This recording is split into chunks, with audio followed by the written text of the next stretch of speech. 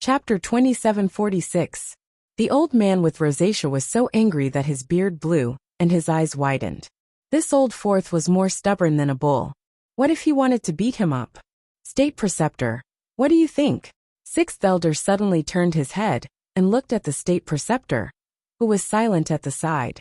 Now that the Elders Guild is in a tie of 3 against 3, I wonder if State Preceptor has any good suggestions. Fourth Elder's eyes lit up slightly, and he nodded with a serious face. That's right. State Preceptor, you are experienced and knowledgeable, so you can give us some suggestions. State Preceptor, why did this fire burn him again? Why not just let him quietly drink by the side? State Preceptor coughed lightly, and looked up with a faint smile. I can't interfere too much with the Elders Guild's matters. The best way is to wait for your Grand Elder Kong Yin to come back. Everyone couldn't help but look at each other.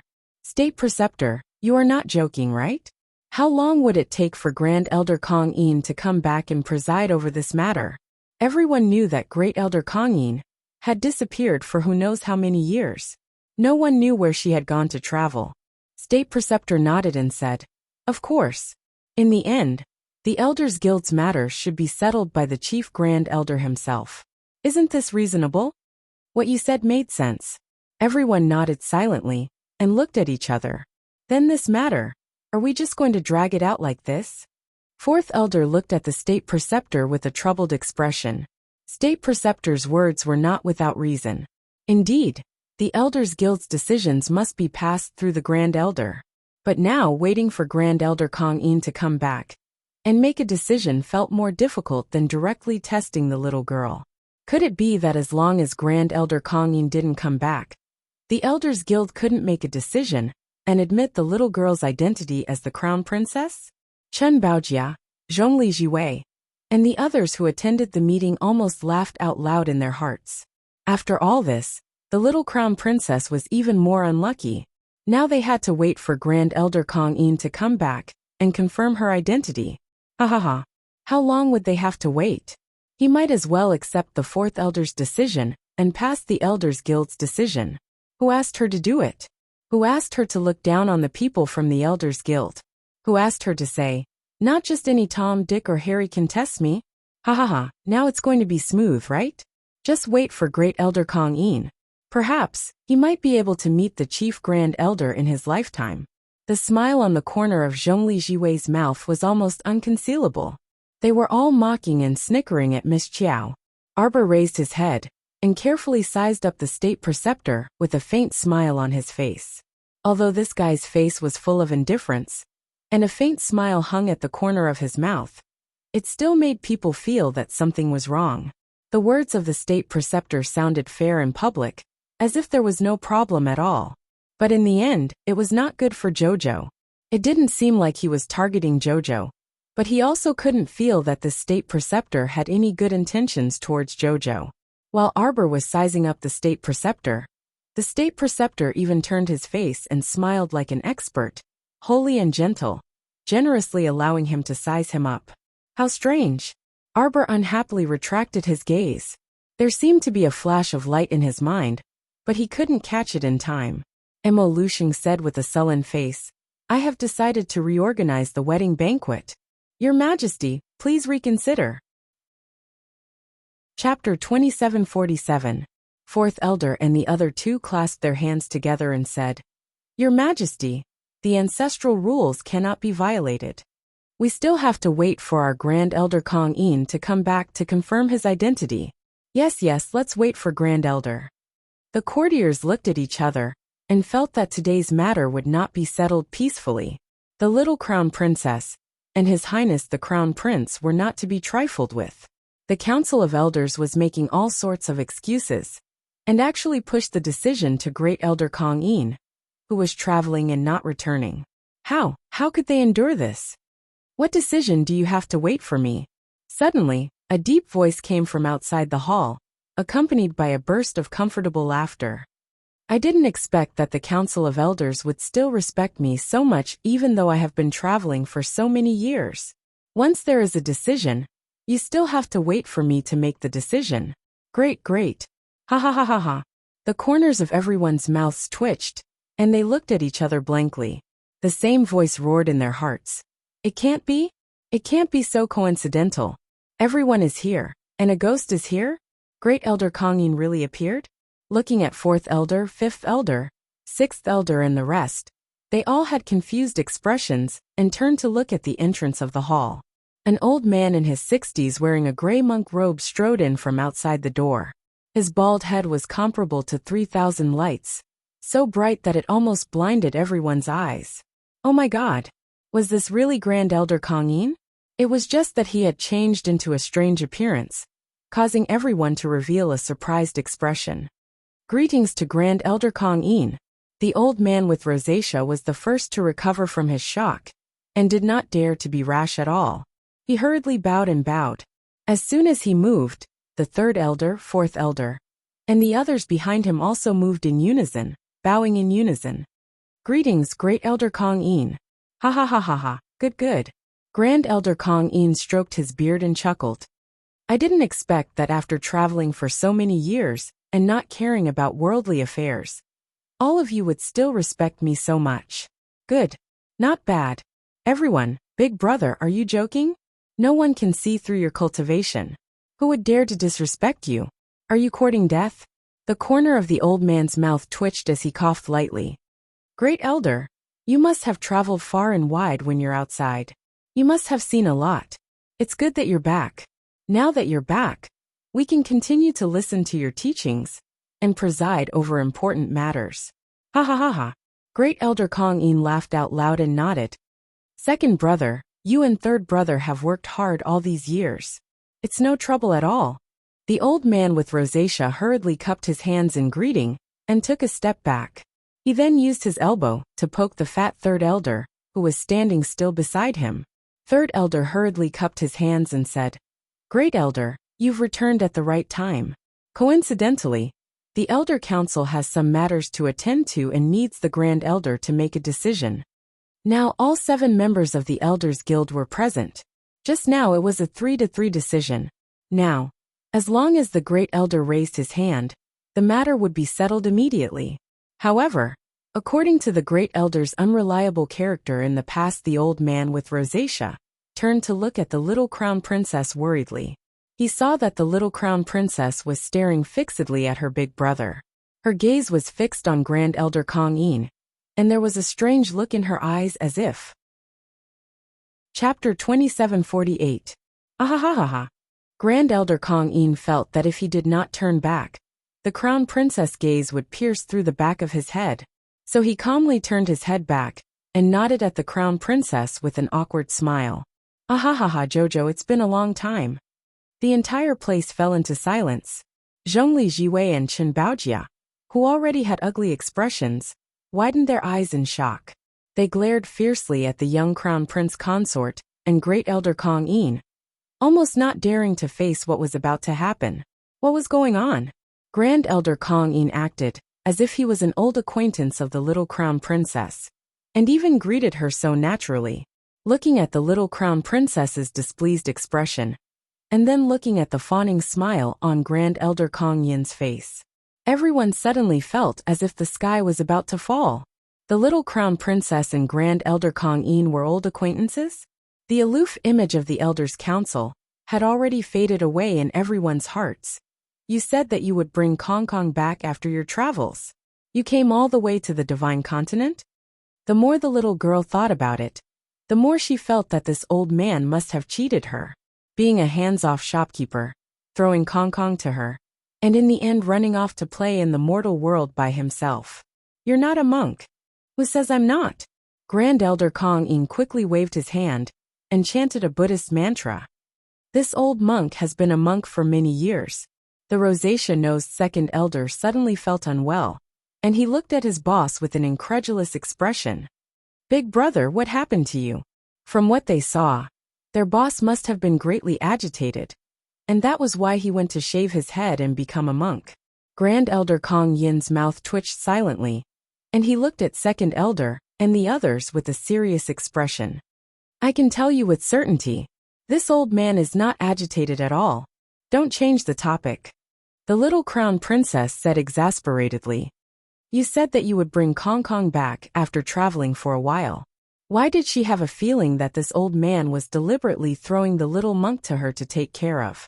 He said that the Shadow Moon Temple was poor, and that the old monk was traveling outside, so it was not safe to leave the little monk alone in the temple. It turned out that he wanted to run back to Shenzhou, so he left Kong Kong to her. It's a misunderstanding, a misunderstanding. Great Elder Kong In smiled embarrassedly and quickly said, Kong Kong, your life is pretty good right now. With the benefactress's family taking care of him, this old monk is very relieved. The second elder looked at him, as if he was looking at a weirdo. Something was wrong with Big Brother. When he was talking, he suddenly turned into old monk and benefactress. Did he really become a monk? Great Elder. As soon as the fourth elder opened his mouth, Great Elder Kong In slapped the back of his head. Fourth brother, why are you so silly? Great Elder Kong In angrily roared at fourth elder. Why are you blindly meddling in the affairs of the two of them? Why don't you just listen to second brother? The fourth elder was dumbfounded. Great Elder suddenly reached out and slapped the back of his head in public. Was this appropriate? The matter of the wedding banquet is settled. Your Majesty can decide on your own. Great Elder cupped his hands in salute to the great emperor, who was sitting on the throne, with an equally dumbfounded expression.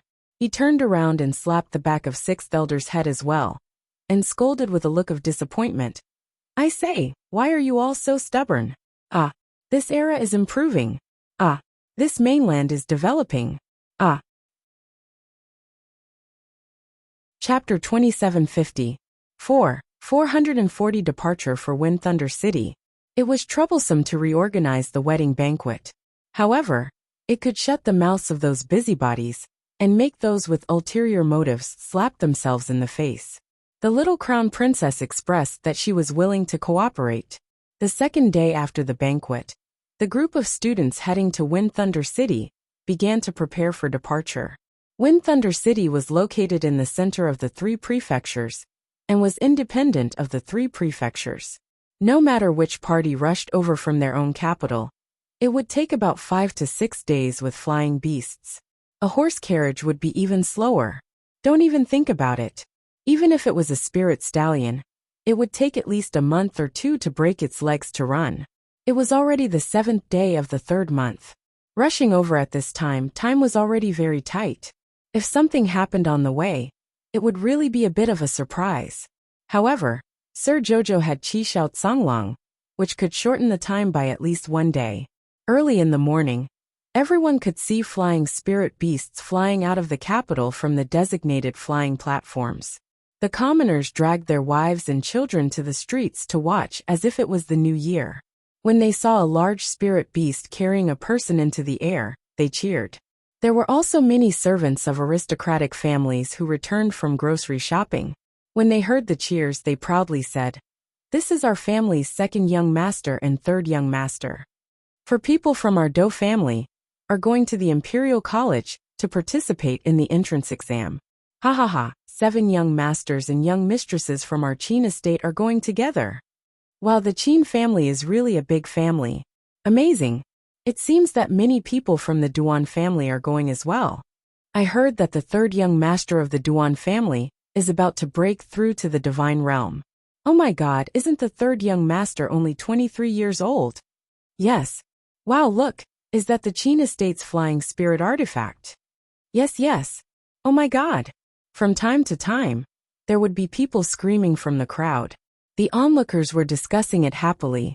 A large flying spirit artifact carrying the people of the Qin estate glided across the sky, causing a series of exclamations. In an open space in the small garden of the Eastern Palace, there was a 3-story ship parked there.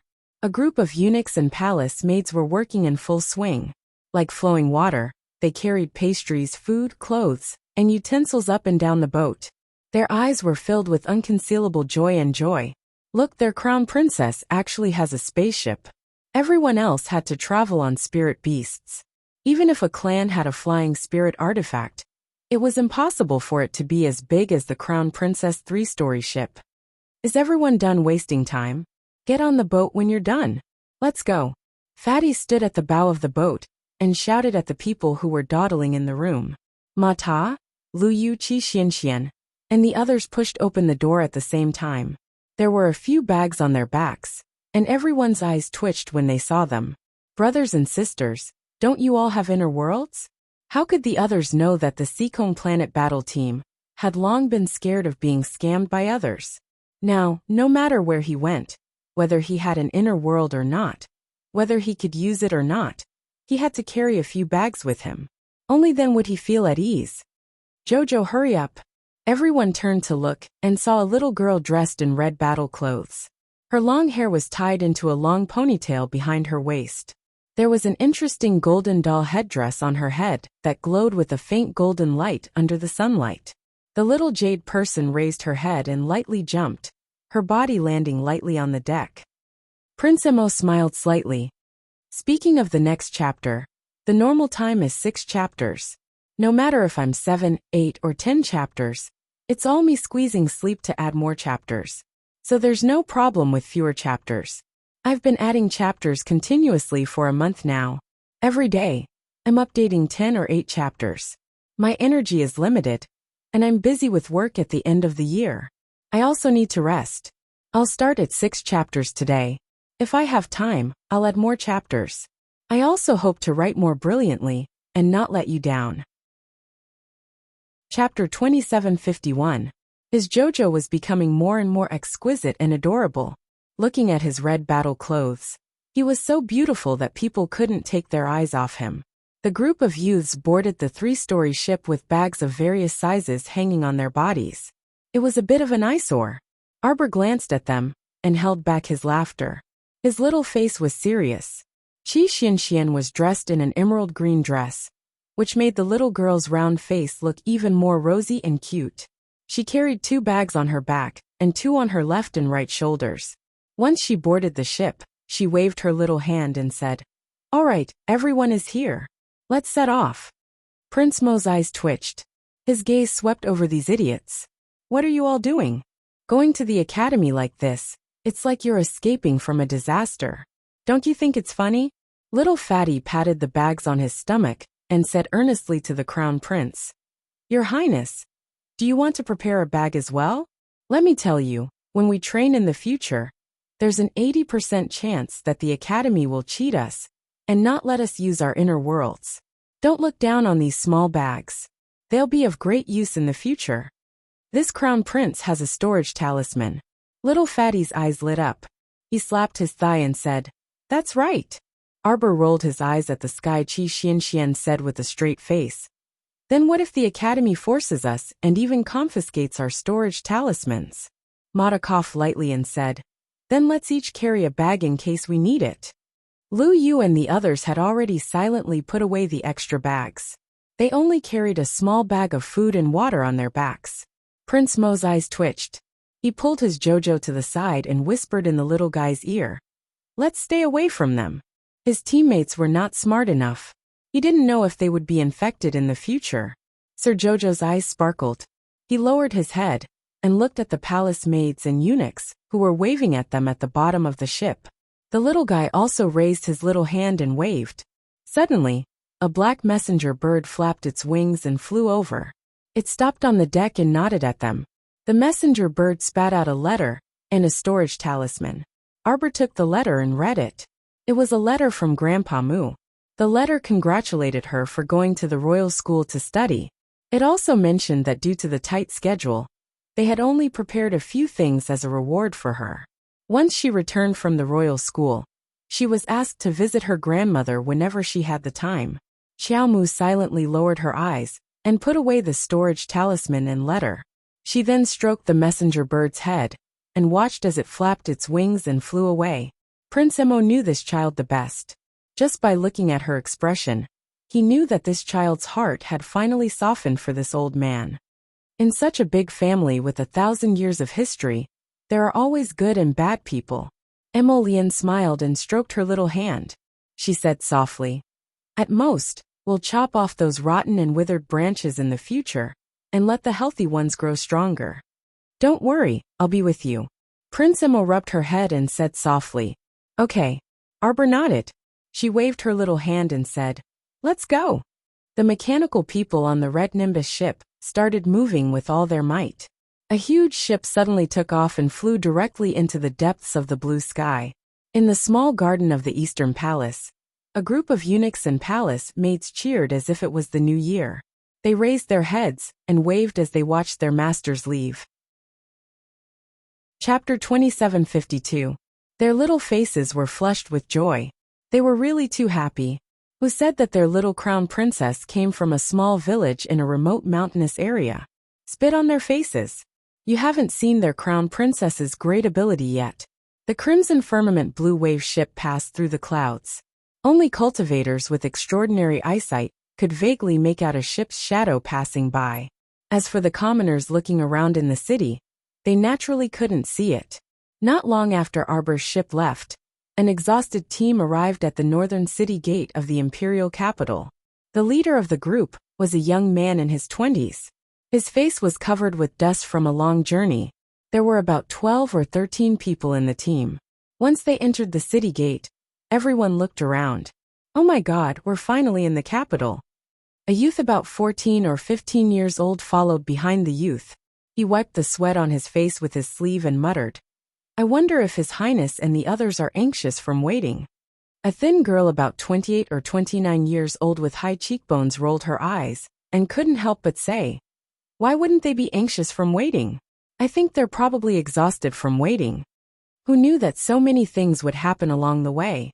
The youth Zhou Huan scratched his head and said awkwardly, didn't we save 3 of our colleagues along the way?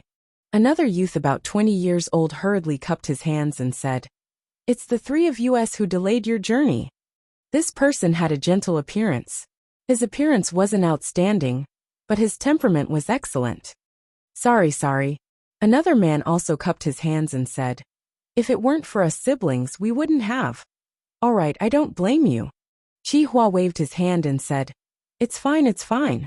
Anyway, His Highness the Crown Prince should know what happened to us. We'll go now. Before he could finish speaking, a black shadow suddenly appeared in front of them and carefully sized them up from head to toe. Chi Hua and Zhou Huan? Ah, yes. Zhou Huan nodded foolishly. All of you follow me. The black-clothed youth swept his gaze over them with a serious expression before turning around and walking towards the south of the city. After taking a few steps, she looked back and saw Zhou Huan and the others standing at the city gate in a daze. She couldn't help but frown and yell at them in annoyance. Hurry up, don't waste time. It took you almost a month to travel from the South City to the imperial capital. What a waste of your speed. Ugh, I'm being despised by a stranger. Zhou Huan and the others looked bitterly at the young man who was ridiculing them. Who are you? I am Enchu. They are the Crown Princess's bodyguards. Oh, so it's the Crown Princess men. Everyone had a look of realization. An old man in his 70s politely cupped his hands and said, thank you for waiting for a long time, little brother. She nodded at the old man and said, it's no trouble at all. Please go ahead. Thank you. They didn't see how Enchu moved, but after turning the corner, 3 spacious carriages stopped at the side of the road and waited for them. Everyone was already exhausted. They hurriedly cupped their hands and thanked Enchu before getting into the carriage to rest. There were 2 women in the group. One of them was Shun Fei, a skinny 28 or 29-year-old girl who came from the South City with old Mr. Mu and a few other talisman masters. Chapter 2753. The other person was Pei Yu, Chen Feng, and Chen Qi, whom Zhou Huan and the others had saved on the way. Chen Qi was a very cheerful and talkative girl. She got along well with everyone. Her small face was full of smiles all day long, full of vitality and youth. Her brother Chen Feng was a man of few words, but overall, he was easy to get along with. Zhou Huan and the other talisman masters slowly ran from the southern part of the city to the capital. Not to mention, just as Enku ridiculed, they really made them run for a month. Thinking about it, she couldn't help but facepalm. Hey, big brother, where are we going? Zhou Huan poked her head out of the carriage and asked the unsmiling black-clothed youth sitting on the shaft. Enku glanced at him. Go to Huaqi Street in the southern part of the city. Zhou Huan poked Chi Hua's arm. Your family owns a street. Hey, go away. Chihua slapped her hand away in annoyance. Hee. Zhou Huan quipped a few words and stopped while she was ahead. She lowered the carriage curtain and leaned against the window, her eyes rolling as she looked at the bustling scenery along the way. The capital is really lively. The carriage quickly arrived at the residence on Huaqi Street, in the southern part of the city. After this residence was taken back from Mu Jingfeng's mistress, it was renovated, and some of the furnishings inside were also replaced. Zhou Huan and the others came late. Wang Yan, Gudapeng, and the others who came early had already settled down in the wing of the northern courtyard. There were only 3 alchemists at the moment, so they lived in the relatively smaller northern courtyard. The southern courtyard was left to the talisman masters. The carriage stopped in front of the residence on Huaqi Street. Everyone jumped down from the carriage and walked into the residence. An old butler stood at the door, already waiting respectfully for a long time. Seeing everyone come over, he hurriedly smiled and cupped his hands. You must be a talisman master. Please come in, please come in. Zhou Huan and the others hurriedly cupped their hands and returned the greeting. Everyone walked in noisily. With the old butler leading the way, the group went to the southern courtyard. Everyone can stay here with ease in the future. If you need anything, just let the servants know. This old one will arrange everything here. Thank you for your trouble, old butler. Old Sir Mu smiled at the old man. The old butler was flattered and waved his hand. It's no trouble at all. Sir Enku, do you have any other orders? And Chu shook his head. You can leave first. Yes. After the old steward led the manservants out of the courtyard, he secretly urged them to leave before turning to look at old Master Mu and the others. You have all come at the wrong time.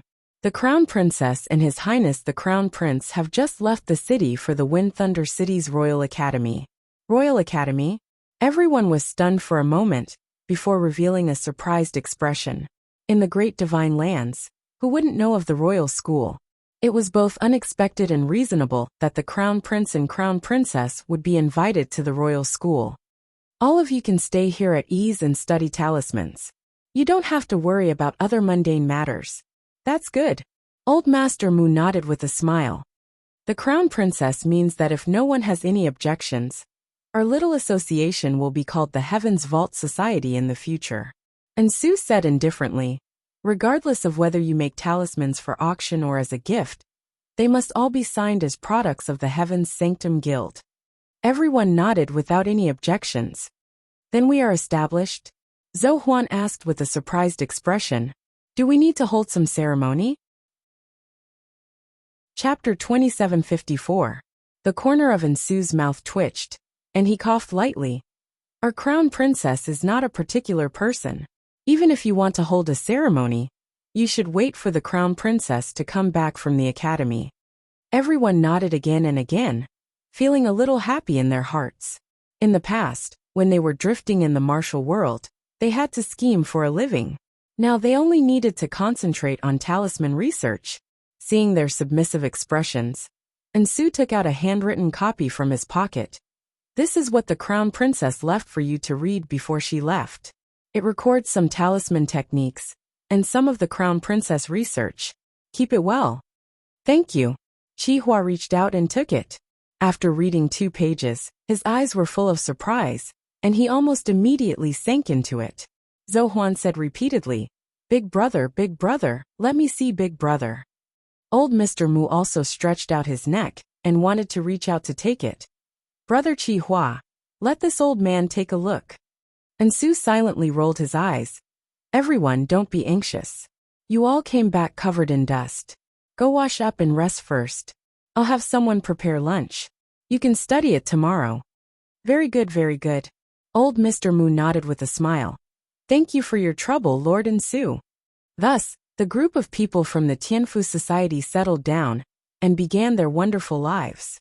Many years later, when the entire 3 continents raised their thumbs at the mention of the Tianfu Society, there were also people who asked, how was the Tianfu Society established? Those who knew could only silently lower their heads and point to their fingers. I'm sorry, everyone, it's not as grand as you think. The leader of our Tianfu Society was not so particular. On the day of the establishment, the weather was very good. A group of senior members of the Tianfu Society came to the imperial capital tired like dogs and established our Tianfu Society in a courtyard on Huaqi Street. Zhou Huan asked someone to prepare the bath water.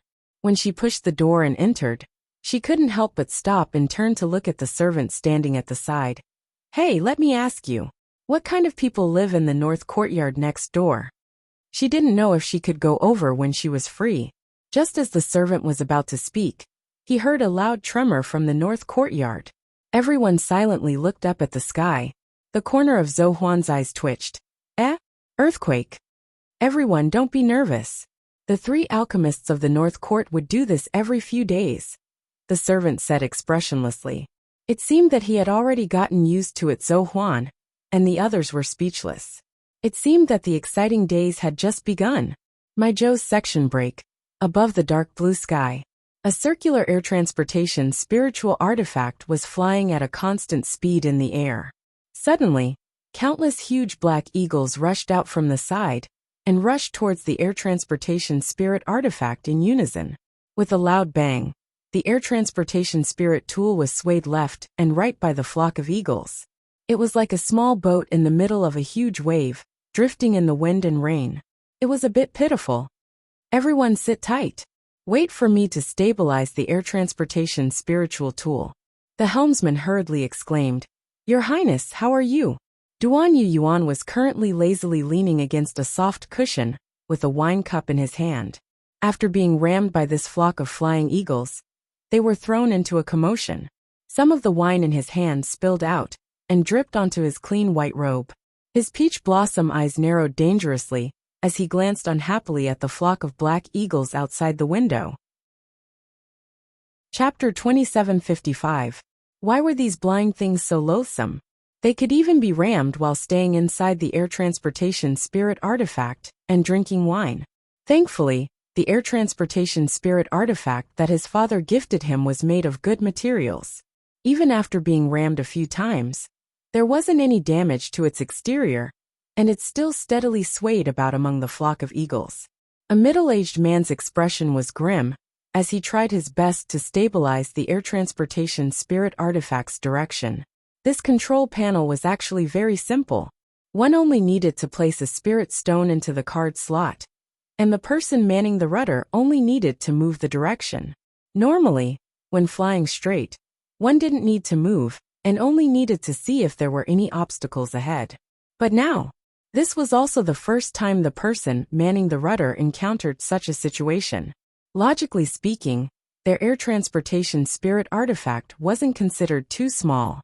When such a large air transportation spirit artifact was traveling outside, most flying spirit beasts with eyes wouldn't pounce over and court death. After all, strictly speaking, people who could own air transportation spirit artifacts were not ordinary people. They were definitely members of large factions and clans. These flying spirit beasts also had intelligence, so it was impossible for them to be so blind.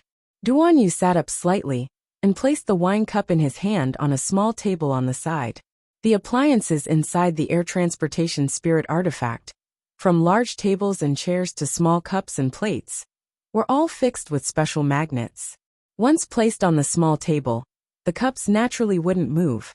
"Open the window," Duan Yu ordered dryly.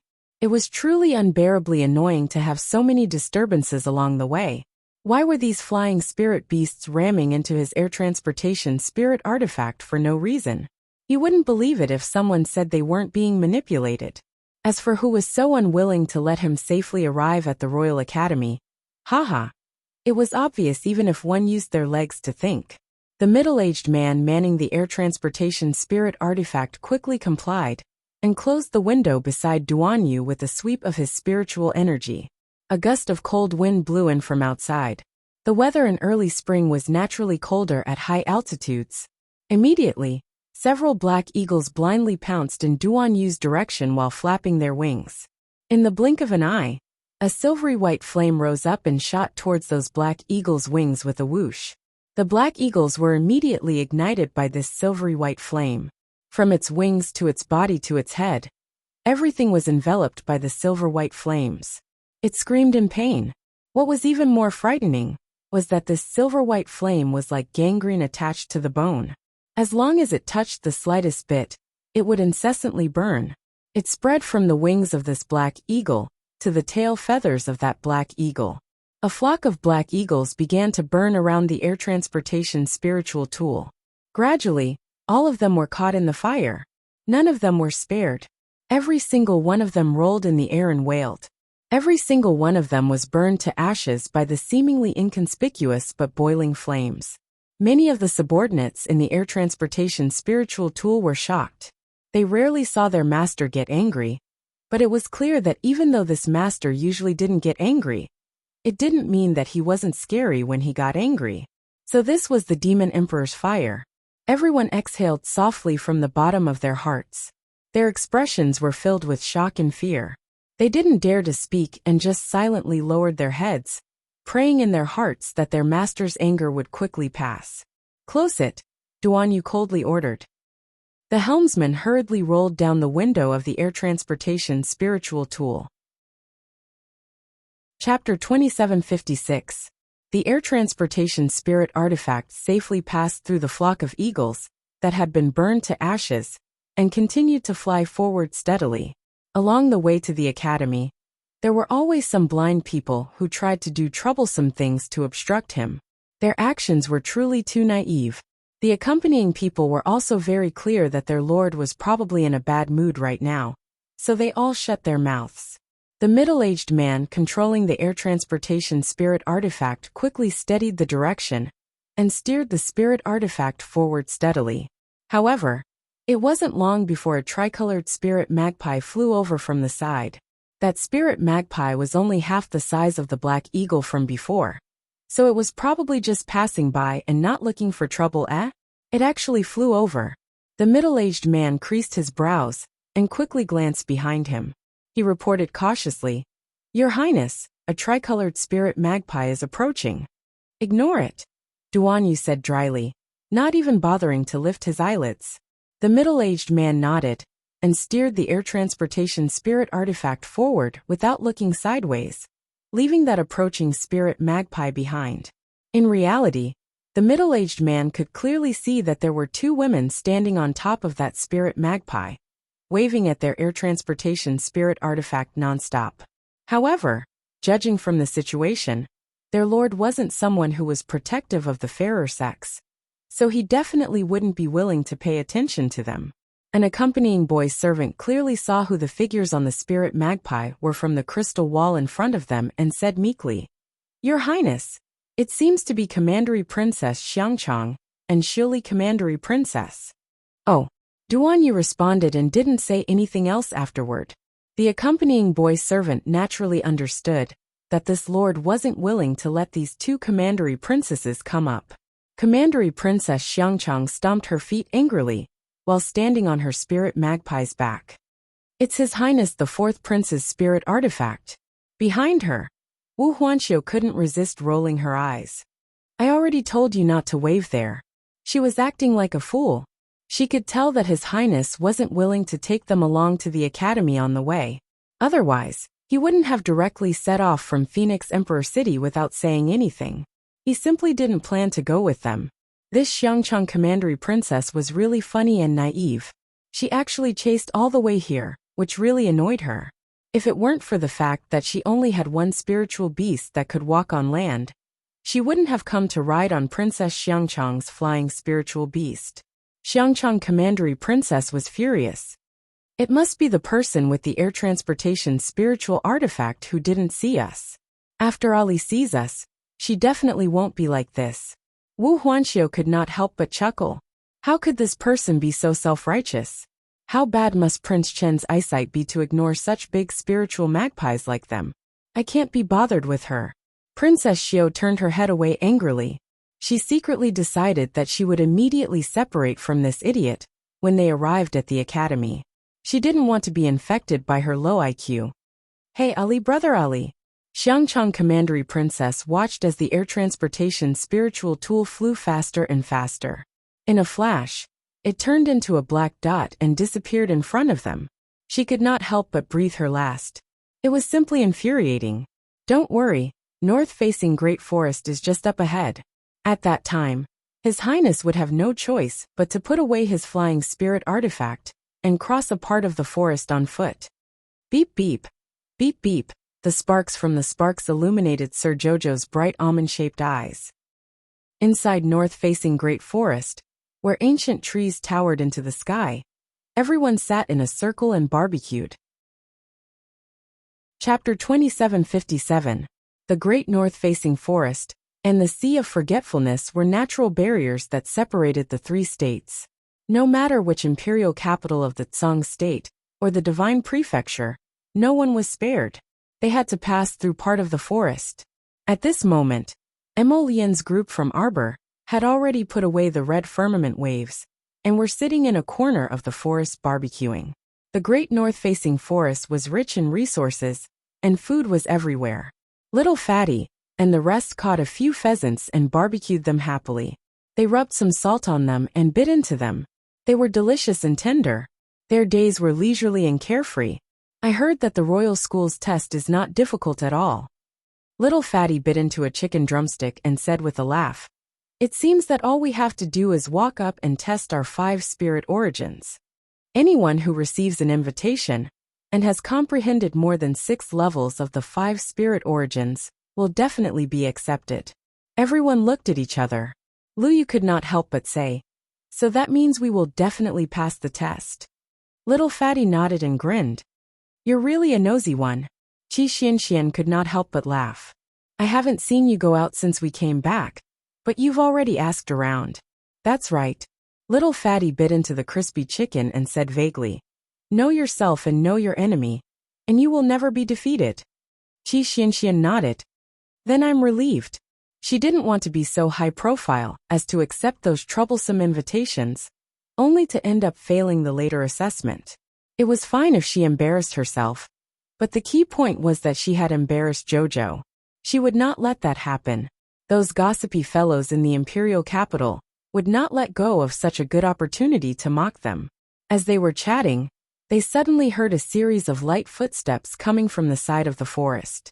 Not long after, someone walked over from the small path through the dense foliage. This was a group of 100 people.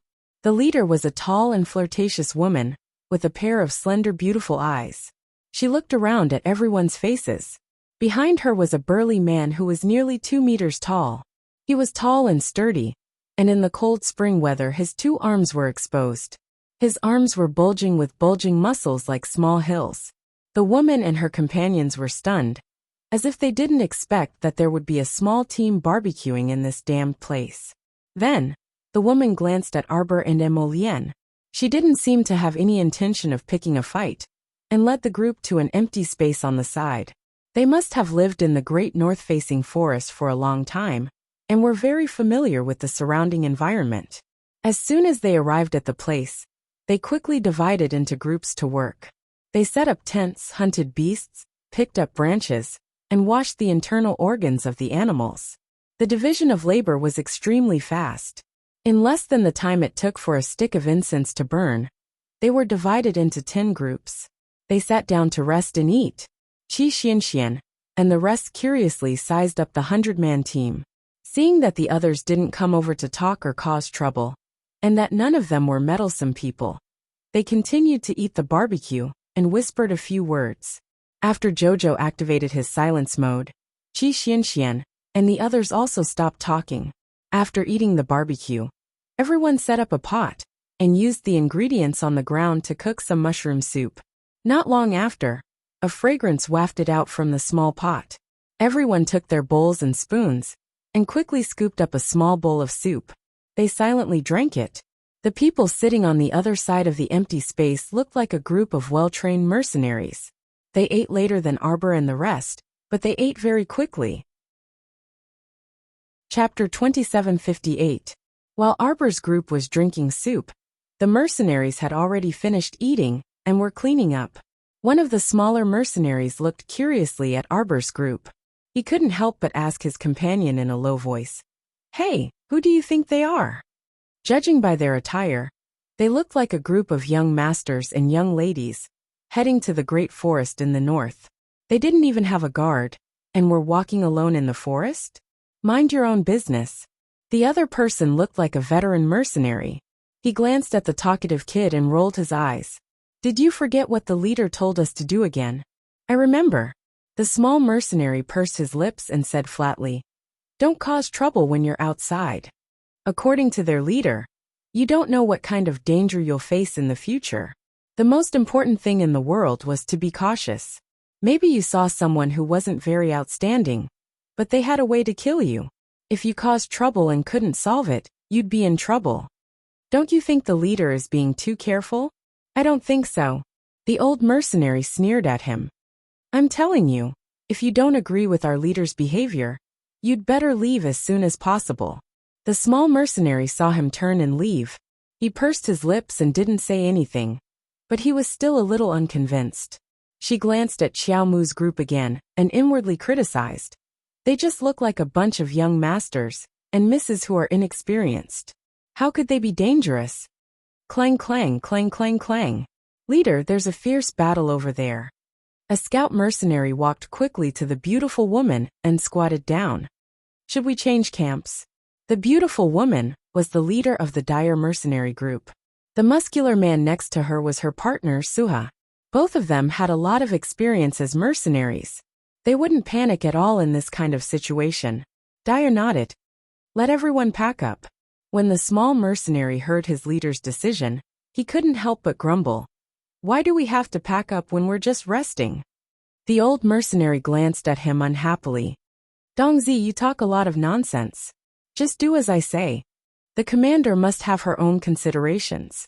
The young mercenary named Dongzi snorted inwardly and began to tidy up the mess. Whoosh! A flaming iron arrow suddenly landed on a tree. However, the water vapor in the north-facing Great Forest was very thick, and the ancient trees were also covered in water vapor. The flames were not enough to burn a large area. At most, they would only destroy 1 or 2 tree trunks.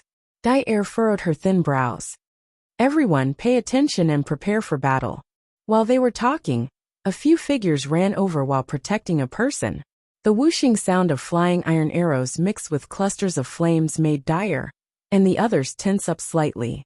Qi Xianxian and the others were cleaning up the pots and pans when they turned around and saw a blind stray arrow shooting towards them. Little Fatty frowned and threw out a punch, deflecting the projectile. Are you courting death? Lu Yu coldly shouted. His voice was not loud, but it was clearly heard by everyone present. A bunch of fools, how dare you disturb our rest? Qi Xianxian said unhappily. Ah, Jojo. Chapter 2759. A certain person, who was escorted out of the forest by several attendants, seemed to have discovered a new continent. With a leap, she appeared in front of Arbor. Just as he was about to reach out to pull her, Prince Mo slapped his hand away without batting an eyelid. Prince Mo's eyelids couldn't help twitching. It was truly a small world. He didn't expect to encounter Duan Yu in this kind of nook and cranny. Arbor was also taken aback. He didn't expect this child to suddenly pop out from the other side. Her large eyes flickered, and she looked behind him with a taut face. Who are those people? Duan Yu's eyes lit up, and he hastily shouted, Jojo, hurry and save me. I'm about to be killed by them. Whoa, was this journey easy? Wasn't it just going to the Royal Academy? Wrongly, that guy actually sent more than one group of people to chase him all the way here. Of course, he also had the intention to play with them. It was just that he also got annoyed after being chased so many times, alright? He didn't want to bother with these weaklings anymore. But these people seemed to have gone mad as they chased after him nonstop. Wasn't it annoying to lose wave after wave of failure? Sir Jojo's small face darkened as he stared at the masked men in black, who had popped out from behind the trees. There were about 20 of them, and they were currently surrounding them with crossbows in their hands. When they saw that there were 9 more people beside Duan Yu, they couldn't help but be startled. The eyes of the leader of the men in black flickered, and he stiffly looked at Arbor's group. He ordered, unrelated people move aside. Don't look for trouble. Jojo. Duan Yu pitifully shrunk behind the little girl, causing Prince Mo to glare at him in disdain. What was going on? Why did these people always like to hide behind his wife? Duan Yu was like this. He-chan was like this. And that damn eldest Chin was also like this. Sir Jojo expressionlessly looked at the men in black before him. Della led her group of mercenaries and stood at a distance to watch. After waiting for a long while, he heard the little girl coldly spit out a word. Scram. The group of black-clothed men pursuing Duan Yu instantly felt extremely displeased. They just didn't want to provoke more people. But it didn't mean that they were afraid of a few young masters and young ladies who looked very young. The black-clothed leader's face darkened as he angrily said, I advise you to mind your own business. You know him? Arbor turned to look at Duan Yu with an exasperated expression. Can't you throw a few concealed weapons and kill them? The pitiful Duan Yu nodded his head pitifully, looking like a sheep waiting to be slaughtered. They were sent by eldest brother. I can't kill every single one of them. I have to at least let a few of them go back to spread the news. Who would have thought that these people would not rest until he was dead? Wouldn't it be better to go back and report to them and leave them alive? It was really annoying that they had to chase him all the way. You're just too soft-hearted, the little fellow said seriously. Mo Lien and the others couldn't help but want to roll their eyes when they heard this hilarious conversation. How could he be so soft-hearted? Almost every batch of these assassins never made it back. Duan Yu couldn't resist blinking and swiftly suppressed his belly full of laughter. He nodded in full agreement and said, I just can't do it to my own people. Chapter 2760. What kind of people are you? Arbor irritably glared at him, before looking up at the group of black-clothed men, who were exchanging glances. Last chance scram. The leader of the black-clothed men couldn't help but be amused. He glared at Arbor with a venomous gaze. Duan Yu narrowed his eyes, and that frivolous smile on his face gradually turned cold. This group of reckless fools actually dared to look at Jojo with that kind of gaze. Since you don't want to scram, then all of you can stay here, Arbor said coldly. With a flick of his finger, countless talismans flew out. Once the 8 trigrams binding talismans were activated, countless rays of light landed on the black-clothed men. At the same time, Arbor threw out hundreds of 5-spirit talismans, forming a 5-spirit offensive talisman matrix. In an instant, it was as if a celestial maiden was scattering flowers. The earth and wood beneath the black-clothed men's feet rapidly rolled and tore at them, while fire and lightning interweaved above their heads. It was like the end of the world, when a torrent of water pounced over like a giant dragon and swallowed all the black-clothed men. Everyone only saw crackling bolts of lightning swiftly flowing through their limbs and bones. The lightning and water interweaved, electrifying those black-clothed men until they were charred on the outside and tender on the inside. Dell's group had long been dumbfounded. They were stupefied on the spot as they stared fixedly in that direction. The black-clothed men who were originally struggling and shouting were smashed down by the lightning bolts under the activation of the Thunder Spirit talismans. The leader of the black-clothed men had a slightly stronger physique. Although he wasn't killed, he was already battered and exhausted. He lay in the filthy water mixed with stinky mud, and could only feel the fatal lightning bolts above his head smashing down on his body, as if they were free. He was so tired that he almost wanted to close his eyes. Just let these lightning bolts smash him to death. He felt hopeless, and at the same time, he wanted nothing more than to curse incessantly in his heart. Fuck your young masters and misses. How were these the weak young masters and misses of patrician families? Weren't these fiends and devils? Right now, he suddenly felt that the stoic face's scram was simply like the sound of nature. Unfortunately, he didn't manage to grab hold of that scram tightly. Now he could only stay here and head to the Yellow Springs. When the last bolt of lightning fell, the entire forest quieted down. There were no more wails, no more cries, no more screams, and even the chirping of insects and birds could not be heard. The little stoic raised the several dozen talismans between her fingers and frowned. He's dead. As she spoke, she put away the remaining 5 spirit talismans. Her expression was indifferent, without the slightest fluctuation. Let's go. Della and the others felt a chill run down their spines. Many pairs of eyes looked at the young lady in front of them, as if they were looking at a monster. He didn't look very old, but his methods were so vicious. Moreover, the talismans in her hands were simply endless. This was truly a life-hastening talisman. The mercenary Dong Zi, who had been critical of their leader, was now pale with fright. He thought about what the old mercenary had said to him, and was glad that he didn't cause any trouble. Otherwise, the one lying in the dry grass and mud right now would be his corpse. Oh no, maybe they wouldn't even be able to find his corpse. The little mercenary involuntarily shuddered as he looked at the things that had been burned to ashes by the lightning bolts. Chapter 2761. As expected, the commander's principle of not causing trouble and being cautious was completely correct. You wouldn't know about those unknown dangers while roaming the pugilistic world. Perhaps a seemingly adorable little stoic girl was in existence that could take people's lives the moment she made a move. The little mercenary Dong Zi silently retreated and shrank into the group. Commander Dell was naturally very shocked on the inside. Right now, she was extremely glad that she didn't harbor enmity towards the little stoics group from the start. The little girl and her group weren't troublemakers. As long as the people in her group were sensible enough and didn't provoke them, naturally nothing would happen. Dell exhaled and hastily turned around with the group. At this time, a scouting mercenary poked his head out from the forest and whispered something into Dell's ear. Dell's eyes brightened slightly, and she quickly nodded and left with her group. At the same time, Miss Chiao heard the little water baby's excited voice in her mind. Master, ahead, let's go ahead. I can smell the scent of natural water. Arbor was startled and communicated mentally. What's natural water? It's a type of 9-layered spirit water, the little water baby said excitedly. It hasn't been comprehended by anyone yet. Before that, Dian can devour it. After devouring it, Dian can probably enter the growth stage. The more the little water baby spoke, the more excited it became. It wished for nothing more than to immediately jump out of Paradise Planet. Arbor couldn't help but be speechless and immediately stopped it. You're not allowed to come out. I'll go take a look. Master. Natural water. Arbor rolled his eyes and tossed the little fellow's noisy cries to the back of his mind.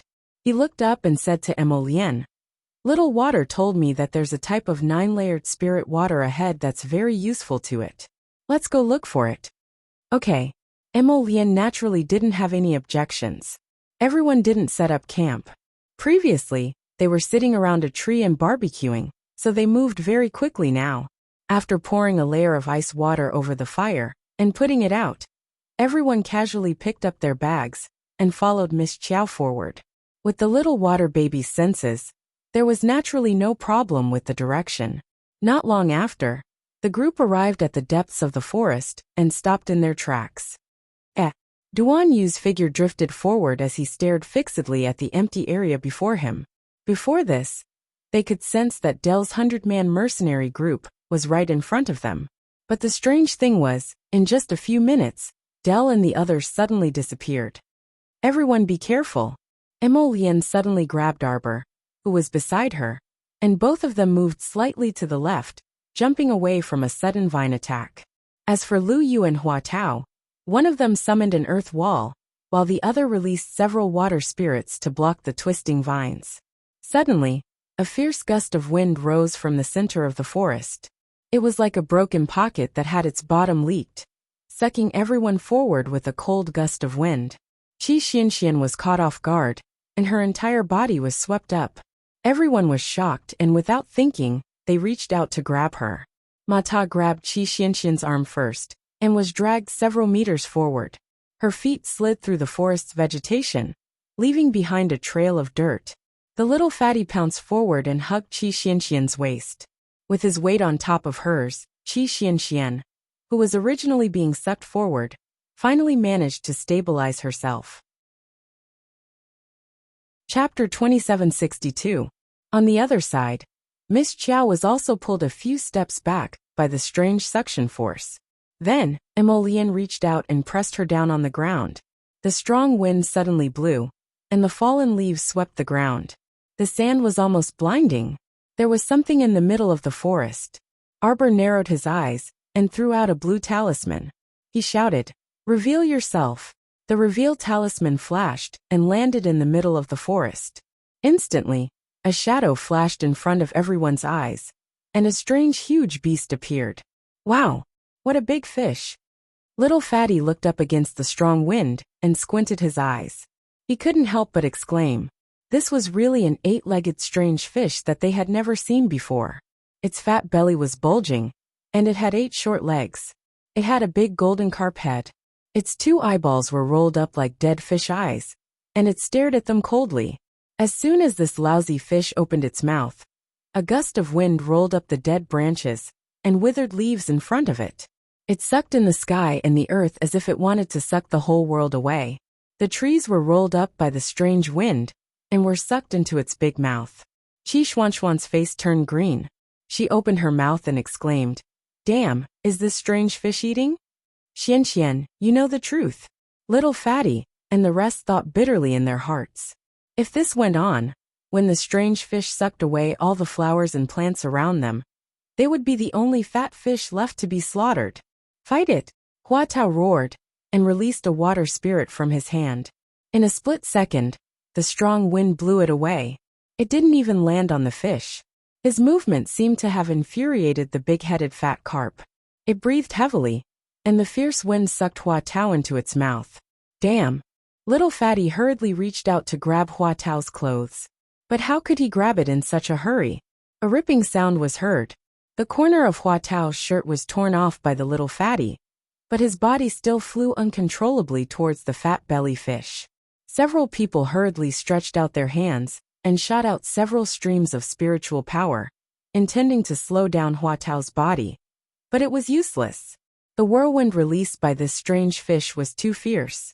Under the tearing, it only made Hua Tao's outer clothes become riddled with holes, which was very funny. Emolian said, "This strange fish's attack power is probably average, but the strange wind it creates is very annoying. Jojo, you stay here. I'll go over and kill it." How could Jojo be willing to back down? He shook his head and said, "Let's go together." He let go of his hand and allowed himself to be sucked in by the strange wind. Emolian hurriedly followed after him. As soon as the two of them reached the mouth of the fish, they almost fainted from the stench. "What are you doing?" When Duanyu saw the two of them being sucked over, he quickly wanted to follow. Arbor pinched his nose and turned around to wave at him. He endured the overwhelming stench and shouted at him, "It stinks to death, don't come over." Did this big-headed carp not bathe in several hundred years? It was simply stinky to the heavens. When the strange fish saw two people being sucked over, it smugly opened its mouth and was about to bite them. In the blink of an eye, Arbor casually took out a rod-shaped spirit weapon from his inner world and erected it. Ah! The strange fish bit down with its sharp teeth, but its upper jaw was almost pierced through by this rod. It was in so much pain that it let out a human-like scream. Your ancestor is in so much pain. Where did this little scoundrel come from, to be so wicked? Its dead fish eyes had just revealed a vicious glint, when several of its teeth were pried out by the roots. Fish, I feel like I'm going to be in for a tragedy. Chapter 2763. Arbor used that rod to press against the fish's mouth, and swung the ferrule down twice, smashing the fish's row of sharp teeth into powder. The big-headed carp screeched as it crawled and rolled on the ground. It must be an unbearable pain. Seeing that it still dared to scream, Arbor took out a crowbar-like spirit weapon from his inner world and pulled out several teeth from the fish's lower body. The strange fish's two fins wobbled pitifully, and the entire fish sprawled on the ground as though it was dead. If it had hands, it would definitely be clutching its head and begging for mercy, or even the crying kind. Duanyu covered his nose and approached to take a look. His mouth involuntarily twitched. Heavens, Jojo, this child was savage and ruthless. She actually crippled this big-headed carp into this state. This pitiful fish was like a tiger that had its canine teeth pinched by a clamp now that it had lost its teeth. It was completely unable to display its might. Arbor stood in front of the fish's mouth, seemingly expressionless. Perhaps only Emolian knew that the little fellow was on the brink of a violent convulsion from the stench. The crown prince was amused, but could only stifle his laughter. He had no choice but to raise his hand to stroke the little fellow's fur. "Jojo, let's go out first." The two of them jumped out of the fish's mouth. Arbor immediately controlled the water to rinse that sticky ferrule 18 times before storing it in his conscious. He switched to a washboard, and without making a sound, he suddenly burst into action. Lady Qiao Qiao rushed to the front of the dead fish. Without saying a word, she swung her washboard and used all her might to beat that fellow to death. Who told you not to bathe for several hundred years? Who told you to stink like this? Who told you to suffocate this darling to death? Who told you to act like this? Everyone was instantly at a loss for words. Duan Yu quickly reached out to stop Qi Xianxian and company, who wanted to help. Let her beat it, let her beat it. The little fellow was currently extremely displeased. She had to vent it out. Qi Xianxian and the rest silently counted. When Lady Jojo thrashed that dead fish 58 times with the washboard, she stopped all her actions. Vomit! The little girl expressionlessly shouted. Everyone was speechless. She really wanted to laugh, even though she didn't understand what Jojo meant by vomit. However, the little girl's one word was like an order. The big-headed carp quickly opened its mouth and spat out something. When Qi Xianxian saw this, she almost vomited too. This was so fucking disgusting. A pile of stinky acid gushed out. There were also countless human skulls, arm bones, and so on in this row of acid, piled up into a small hill. Then, the strange fish spat out piles of ores and piled them up neatly. God knows how many random things this guy had eaten in the past few hundred years. Hua Tao and the others followed suit and vomited while washing the ores with spiritual water. Prince Imo looked at these things with disdain. He picked up a branch from the side and fiddled with the ores. He kept calling out to Hua Tao and Mata. Wash it here, wash it here, wash it clean. It's so disgusting. There's even mucus on it. Hurry and rinse it clean. This wash away all its vomit. Prince Imo used the branch to pull out a fist-sized snow crystal, and his eyes brightened. He didn't expect this dead fish to have such good stuff in its stomach. Hua Tao and Mata felt a bit miserable. Their water spirit wasn't used to attack people. It was used to wash away the residue in the dead fish's stomach. After working for so long, it was really quite tiring. Chapter 2764. When the torment finally ended, Hua Tao wiped the sweat off his forehead and looked at Crown Prince Emo beside him. It's about time. Put it away. Prince Emo looked at the pile of ores that were washed clean and nodded reluctantly. Give me your weapons later and I'll reforge them. Hua Tao and the rest's eyes lit up. They happily replied, okay, and quickly helped the Crown Prince put away the ores. At the same time, the unlucky big-headed carp's vomiting was also coming to an end. The big-headed carp opened its mouth and spat out hundreds of people. It was as if they were taking a dump. The people who rolled out one after another had their faces covered in the weird fish's vomit. They looked at the glaring sunlight in front of them in confusion. Degree. What happened? Where were they? Why did their vision feel so blurry? Dai used her sleeve to wipe the vomit on her face. She stared at the disgusting mucus on her hand in disgust. She turned around to look at the 2-meter-tall weird fish behind her. She opened her mouth in shock. This. When did this weird fish get here? Actually, they didn't know what had happened at all. After Dai received the news from the mercenary scouts, she led a group of people to their destination. Halfway there, they suddenly felt a gust of wind. They didn't take any precautions and were inexplicably sucked in by the suction force. With this suction, they all entered the big-headed carp's stomach. The big-headed carp didn't just spit out the 100 people from Dair's mercenary group. Other than that, there was also a group of people from Zhongli's residence. The second young mistress of Zhongli's family was screaming everywhere. She used her sleeve to wipe the vomit on her head. Her vision turned black and she almost fainted. Heavens, this is too disgusting. Looking at the sticky vomit all over her body and hands, Zhongli Jiwei screamed and grabbed a water spiritualist from her family. Quick! Wash it clean. Ah! Zhongli Jiwei stomped her feet on the spot. As for the young lady standing beside her, she walked to the side with a calm expression on her face. She quickly cleaned up the dirt on her body and changed into a slightly cleaner outer robe. Although she had not taken a bath, her body was still dirty. She frowned hard, but she did not scream like Zhongli Jiwei, as if the whole world was against her. Oh my god, what kind of nonsense is this? Ah, are these intestines? Ah, why was there such a disgusting thing hanging on her head? Zhongli Jue's vision turned black. Ever since she left the fish's stomach, the screams never stopped. Arbor felt a headache coming on. His eyes flashed fiercely as he roared. Shut up. The world suddenly quieted down, and everyone's eyes focused on her. Zhongli Jue stared at her in disbelief with a pile of vomit and screamed. You? Why are you here? Belatedly, she realized that Prince Emo was tidying up a pile of oars on the side. She couldn't help but exclaim, Your Highness? Without another word, Arbor raised the washboard in his hand and rushed over. Duan Yu couldn't stop her in time, even if he wanted to. Seeing this little fellow dashing in front of Zhongli Jiwei, his temper flared up, and he swung the washboard at Zhongli Jiwei's head. Everyone was speechless. Chapter 2765. Don't you understand human language when I told you to shut up? Arbor's head swelled with pain from this woman's yelling. Viciousness appeared in his eyes, and he didn't care what this woman was scolding and directly beat her to death. If he had known that this woman was also in the fish's stomach, he wouldn't have let the dead fish spit her out. Annoying. The scene was dead silent, and everyone shrank back in fear, trying to keep a distance from the Zhongli family's servants. What are you doing? A shocked cry came from the side.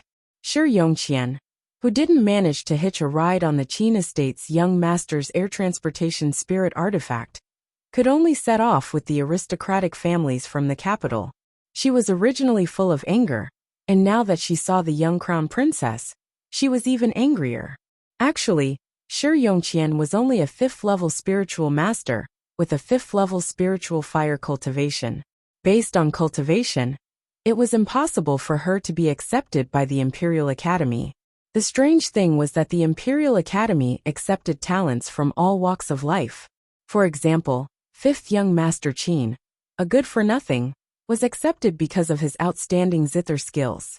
And Shi Yongqian's specialty was smelting ores. Although she was relatively young, she had already become a very outstanding smelting master, and was one of the more outstanding talents in the entire Shi family. Arbor naturally knew that Shi Yongqian also had a smelting master identity. In her previous life, this woman had often flaunted this talent in front of her. But so what? Miss Qiao didn't need her to smelt ores or forge spirit artifacts. Her lotus knew everything, and with the sacred fire in hand, smelting anything was a piece of cake. There was no need to give this woman any face at all.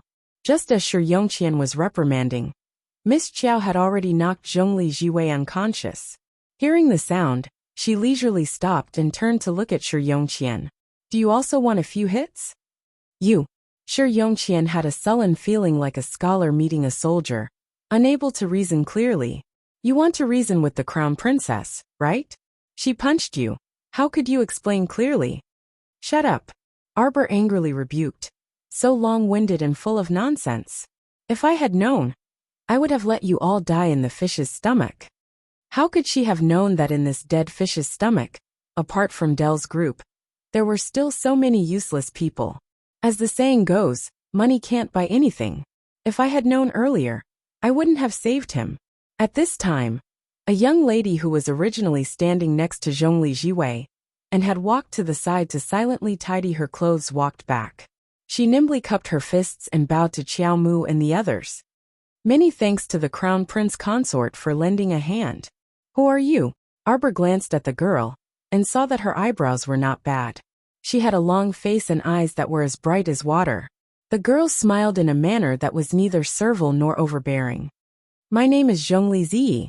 Just now, my younger sister yelled and screamed in front of the Crown Princess. It was her fault. I apologize to you. You are you, she is she. What he meant was, you don't need to apologize to me for her rudeness. She had always been a person who could clearly distinguish between kindness and hatred. She could clearly distinguish who was right and who was wrong. Arbor glanced at her indifferently, then turned and walked to Emolien's side. On this side, Crown Prince Emo was almost done cleaning up that pile of ores. He had Hua Tao and Ma Ta rinse off some of the ore crystals at the bottom, revealing a jade-like object. When Emolien saw this object, her eyes lit up. Heavenly water mithril, Shi Yongqian exclaimed. Chapter 2766. At the same time, a hand reached out from the side and abruptly snatched that piece of pitch-black heavenly water mithril. The newcomer was a man around 30 years old. His appearance was very mediocre, and his rat-like eyes emitted a shrewd light, as if they were perpetually squinted. He held that piece of heavenly water mithril in his hand, and couldn't resist shrieking in excitement. Heavenly water mithril, it's heavenly water mithril, ha ha ha ha ha. I didn't expect that I could pick up a piece of heavenly water mithril in my lifetime. What are you doing? Hua Tao and the others glared angrily at that person and berated. Put it down. This person was also a mercenary that had rolled out of the fish's stomach just now. However, he didn't look like a member of Dire mercenary group. As expected, Dire frowned and said to the rat-eyed man in the next second, Deputy Commander Cheong, isn't it unkind of you to do this? All of us were rescued by these brothers. How can you be like this? Not only do you not repay them, but you also snatch their things. That man narrowed his rat-like eyes and sneered. It's useless even if you scream at the heavens when you pick up a treasure from the ground. At this time, Mo Lian had already put away the remaining items and walked to Miss Chiao's side. She glanced at her with an aggrieved expression. It was snatched. I wanted to use heavenly water mithril to forge a weapon for Hua Tao and Ma Ta. When Arbor heard that his companions' weapons were snatched, his gaze immediately turned unfriendly, and he glared coldly at that short-sighted man. Who are you? Big brother Cheong. Shi Yongqian had already walked over in high spirits. Is Uncle Shilang here? Niece Yongqian. A laugh came from behind, and Shilang mercenary group's commander walked over. He had already finished cleaning up, and was hiding behind a tree to change out of all his clothes. Compared to Zhongli Ziyi, who only changed her outerwear, his body was naturally much more refreshed. When Xianghao saw Shi Yongqian, he was like a mouse seeing rice. His rat-like eyes widened slightly as he beamed. Younger sister Yongqian. Earlier, he was completely focused on this heavenly water mithril, and didn't even have time to snatch things. So how could he have noticed Shi Yongqian? Now that he saw the goddess in his heart, he was naturally very happy. However, the little stoic's cold words were like a basin of cold water that drenched him from head to toe. Put down the thing in your hand or die. Shi Lang frowned, and the mercenaries behind him shouted in dissatisfaction. Miss, you're being too overbearing. That's right. You guys have already picked up so many ores. What's wrong with giving one to someone else? If it were anyone else, they might have given the items to them out of shame. However, the little stoic was expressionless and only asked coldly, Are you handing it over or not? Xionghao's eyes flashed with anger. Just as he was about to speak, he saw Shi Yongqian tugging at his sleeve. This is the Crown Prince of Shenzhou, and the Crown Princess. Xionghao's pupils constricted. Due to the other party's identity, he didn't dare to act rashly. Although the Shi Lang mercenary group was backed by the Shi family, and had become a famous fifth-level mercenary group on the Divine Land, they could not afford to offend the Crown Prince of the Divine Land, as long as they were in the Divine Land. On the side, Shi Lang was already a bit cowardly, and he hastily apologized with a smile. Crown Princess, please don't be angry, haha. Xianghao is a blacksmith master. He was just haha, excited to see the heavenly water mithril, and didn't have any other intentions. Chapter 2767. Although Xianghao was a bit unwilling, he truly didn't dare to contradict the Crown Prince and Crown Princess, so he could only reluctantly toss the heavenly fire mithril in his hand to Arbor. The little stoic glanced at them coldly, and caught the heavenly fire mithril he tossed over. She said neutrally, If someone else saved my life, not only would I not snatch their things, I would also properly repay them. In other words, you bunch of cowards are truly disgusting to the extreme. Although she didn't ask for repayment for saving people, it truly disgusted her to the core that they repaid her by snatching things. You! Xianghao was momentarily at a loss for words. However, Zhongli Jiwei had already woken up and couldn't resist shouting in an impassioned tone. I don't think you intentionally wanted to save us. Aren't you just saving us in passing? Why? Zhongli Ziyi, why are you gagging me? Apologies. Zhongli Ziyi turned around and nodded apologetically at Arbor's group. She then said to Zhongli Jiwei, "Can you stop yelling? Go behind the tree and clean yourself up. I'll keep an eye on you." Zhongli Jiwei looked at the mess of vomit on her body and screamed, "Ah!" She hastily hid behind the tree to clean herself up. Arbor couldn't be bothered with them anymore. She tugged at Prince Mo and said to Duan Yu and the others, "Let's go." When she arrived in front of that half-dead strange fish, she kicked it hard. "Why aren't you screaming yet? Was it waiting to be slaughtered and put into a pot?" The dead fish pitifully swayed its body and shrunk before hastily turning to flee. Its back looked a bit disheveled in the wind. Wasn't that so? Heaven took pity on it and threw up all the good stuff it had eaten for several hundred years. Not only was the strange fish hungry now, but its entire fat belly also deflated. "Wait! Don't go!" Zhongli Jiwei scuttled out from behind the tree and shouted, "You! How could you let it escape? What else are you going to do? Kill it!" Zhongli Jiwei roared angrily. "Who knows how many people this guy has eaten while squatting here? You! You're really, what a lunatic! How could he let it escape? So what if I eat people?" Xiao Mu gazed at her icily. "Well, what?"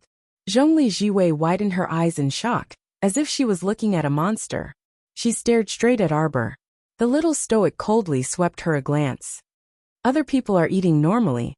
Who told you to trespass on its territory? What a weird argument. Did the young crown prince consort mean that the strange fish was quite innocent? Was it because these idiots had barged in and disturbed the strange fish's normal feeding?" Zhongli Jiwei's eyes widened in disbelief. She stared at her blankly for a long while before she couldn't help but scream, You can't let it go. Then go chase after them and kill them. What are you stopping me for, chirping and shrieking for?" Xiaomu brusquely swept this brain-dead woman a glance. Zhongli Jiwei looked back, but she couldn't see the strange fish anymore. That strange fish originally possessed innate concealment skills. Otherwise, it wouldn't have been able to secretly swallow so many people at once. The main reason was that this strange fish knew how to conceal itself.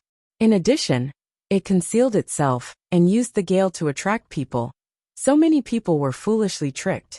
In terms of actual combat strength, it was actually only at the normal level.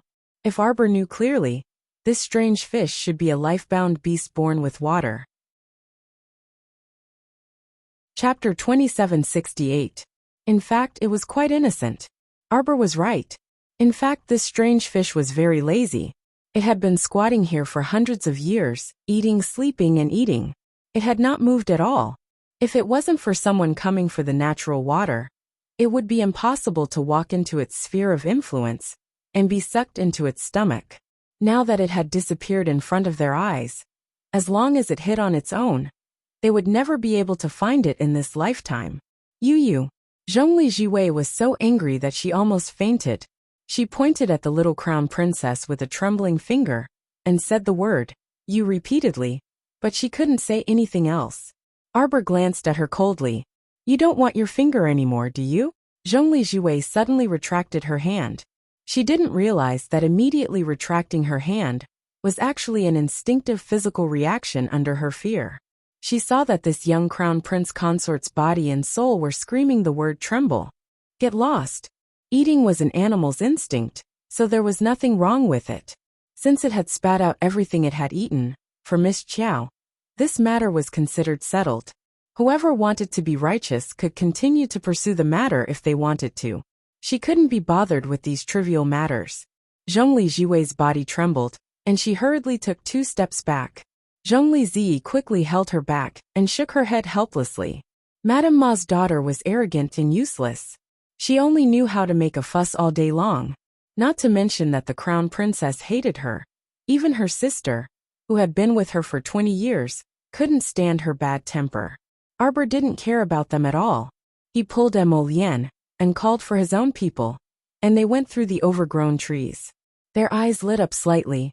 Outside was a gloomy forest with towering ancient trees. Inside was an open space of less than 30 square meters. In the middle was a small pond, surrounded by lush herbs. At a glance, it was colorful and green. It was exceptionally beautiful. Master Silver, in front. Dian Dian shouted excitedly. Xiaomu knew that the natural water was right in front of her, so she hastily dashed forward, arriving in front of that small puddle. He saw a beautiful pink flower plant growing in the water. In the middle of the lustrous petals, there was a drop of sparkling water. It rolled around the petals against the breeze, but it did not fall. Goody! The water child swiftly squirmed out from between Xiaomu's fingers, and it excitedly sucked in that water droplet with its mouth open. Swoosh! The natural water seemed to tremble, but under the powerful pressure of the holy water, it was sucked over without any resistance. It quickly merged with the water baby's transparent arm. The moment the light burst out, Arbor quickly took the water child into Paradise Planet. The pink plants in the puddle were dying at a speed visible to the naked eye. Arbor's heart skipped a beat. He hurriedly dug the plant out of the water and threw it into Paradise Planet. Ball, save it. Leave it to me, master. Qiu immediately responded. At the same time, Shi Yongqian and the others, who were blocked outside by Mata and Huatao, finally broke through the barrier and rushed in. They all exclaimed at once. Wow, so many herbs! Everyone scrambled to dig and shovel the plants around the puddle. They looked like a group of bandits entering a village. Their movements were so crude that Arbor's eyelids kept twitching. You guys! Qi Xianxian wanted to stop them, but Arbor raised his hand and stopped her. She had all these plants on Paradise Planet, so there was no need to fight over them. It was just a pity. Chapter 2769. After this herb field was excavated by these bandits in such a barbaric manner, the roots and soil were damaged. Not a single blade of grass would grow here in the future, and nothing would grow here anymore. What a pity for such a small spiritual land. This water, could it be spiritual water? A mercenary exclaimed softly. The group of people immediately threw away the herbs and swarmed toward the small pond, taking out bamboo tubes and other items to get water. A mercenary from the dire mercenary group bent down to taste the water and immediately exclaimed, "It really is spiritual water. Could it be that one of the 5 spirit origins, a high-level spiritual water, existed here? This puddle didn't look like it was formed in just a few years.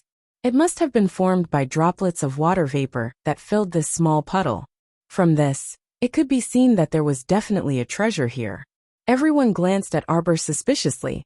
After all, it was this little crown princess who had led people here first. If there was a water spirit origin, it would naturally have been taken by the little crown princess first. Some people were impatient and hurriedly jumped into the pond, searching for something in the mud. Arbor couldn't help but be speechless. She only stood to the side and didn't say anything. Looking at the plants that had been trampled by those people running back and forth, she felt a little pity. Unexpectedly, Arbor was a little absent-minded as she thought of her previous life. The paradise that had appeared on Hulun Mountain in Kwoto Village had also been ruined like this. Fortunately, the paradise had been safely hidden away by her, and was far away from the chaos of the world. It would never become a barren land again. When everyone rushed into the shallow pond, Qi Xianxian and the others didn't idle around either. They dug out some undamaged herbs nearby. However, no matter how fast the 7 of them dug, they couldn't compare to those boorish people. More than 100 people were squeezed into a small area of 30 square meters. Everyone was fighting to get to the bottom of the pond to fish out some good stuff. At this moment, suddenly a faint, soft light shone from the bottom of the pond. A light green plant with 7 leaves leaped out of the pond and hastily flew toward Xiaomu like it was fleeing for its life. One after another, a lot of colorful plants ran straight towards the little guy as if they were psychic. Everyone turned around dumbfounded. That stoic face stood expressionlessly far away and didn't approach the edge of the puddle. However, the strange thing was that the vegetation at the bottom of the puddle turned into specks of flowing light and kept running toward her. This scene was simply amazing. Mo Lian, Duan Yu, and the others all looked unperturbed. How could he not be calm? Jojo had the holy wood on him, so why would he need to rush forward and snatch it away like the others? She only had to stand there and let Qiu give the order, and those divine herbs that had already gained sentience would naturally rush to her side. The wood spirit origin in her body was no joke. It was not a joke to say that plants had spirits. Those spirit herbs that had lived in this world for more than several hundred years weren't fools. Could it be that they would abandon their little master, who possessed the holy wood spirit origin, and follow a bunch of people who didn't understand medicine at all, and looked at them like they were looking at piles of spirit coins? It was simply a reckless waste of God's good gifts. The group of young men from the Adele mercenary group were all dumbfounded. Who knew what was going on? Could it be that even plants knew what was good and bad these days, and could even choose to follow their master? Chapter 2770. Zhongli Jiwei's heart was about to explode from anger when she saw this scene. She simply couldn't believe that even those naturally occurring plants actually knew how to curry favor with the rich and powerful, and attach themselves to the rich and powerful. She felt more comfortable thinking this way. Otherwise, she simply couldn't explain why those plants would look down on them and insist on sticking to the crown princess. Although Zhongli Ziyi was also quite shocked, she wasn't like Zhongli Jiwei, whose entire face was contorted from jealousy. Zhongli Ziyi also didn't swarm over to that small pond and couldn't be bothered to fight over that bit of spirit water with others. There were more than 100 of them, and that pond of water was only enough for each person to drink a mouthful. It felt very strange to expend so much effort to snatch that mouthful of water. Shi Lang and Qiong Hao went to fill bamboo tubes with water, but they didn't manage to fill much, and nearly got into a fight with Dai Er's mercenary group instead. Although Shi Lang was leading a 5th-rank mercenary group, the people he brought were far inferior to Dai Er's mercenary group. If the two sides fought now, Shi Lang's group would definitely suffer. However, no one was willing to give up this spirit water that was so easily obtainable. Both mercenary groups were unwilling to give way, so the situation was a bit deadlocked. On the other side, Qiuqiu calmed down after summoning the wind and summoning the rain, and making the dozens of divine ranked and above herbs hidden in the pond submit to it. Mo Lian, Duan Yu, and the others were secretly amused when they carefully examined the little girl's expression. Although this little fellow didn't have any expression on her face, those familiar with her could tell that the little girl was currently very happy. However, no clues could be discerned from the stoic face. Shi Yongqian, who had been observing the little stoic from the side, couldn't help but say with a cold expression, "Before we barged in, this place seemed to be emitting a strange light." Shi Lang's heart jolted when he heard that, and his greedy eyes roamed over the little crown princess. He chuckled mischievously and said, "The crown princess was the first person to enter this area just now." When he said that, the others would definitely unite against a common enemy and become suspicious of Arbor. Qiao Mu had already had Qiuqiu put away the several dozen stalks of divine rank herbs. Upon hearing this, she looked up and scoffed at Shi Lang. "Just say what you want to say. Don't beat around the bush." Shi Lang's wrinkled face twitched slightly. "I'm sure the dire mercenary group knows about this. We have accepted a mysterious mission to search for natural water." Dai and Suha glanced at the old man and didn't say anything. Seeing that no one responded to him, Shi Lang's face darkened. "Dai, you guys are quite patient." The beautiful woman couldn't help but sneer. She simply crossed her arms and looked at him indifferently. "Shi Lang, you old fox, there's no need to provoke me with words. I'm not some inexperienced person. Your words of sowing discord, save them for later." Shi Lang chuckled, his eyes revealing a bit of anger. "This place is so hidden, and there's a strange fish in front of us guarding it. I don't believe you won't be suspicious. That strange fish must be a water-type life-bound beast. Natural water, 9th level spirit water." That destitute vice commander beside Shi Lang immediately squinted his rat eyes into slits. His gaze scrutinized Qiao Mu's body back and forth, as if he wanted to see through her body and ascertain whether or not there was natural water in her body.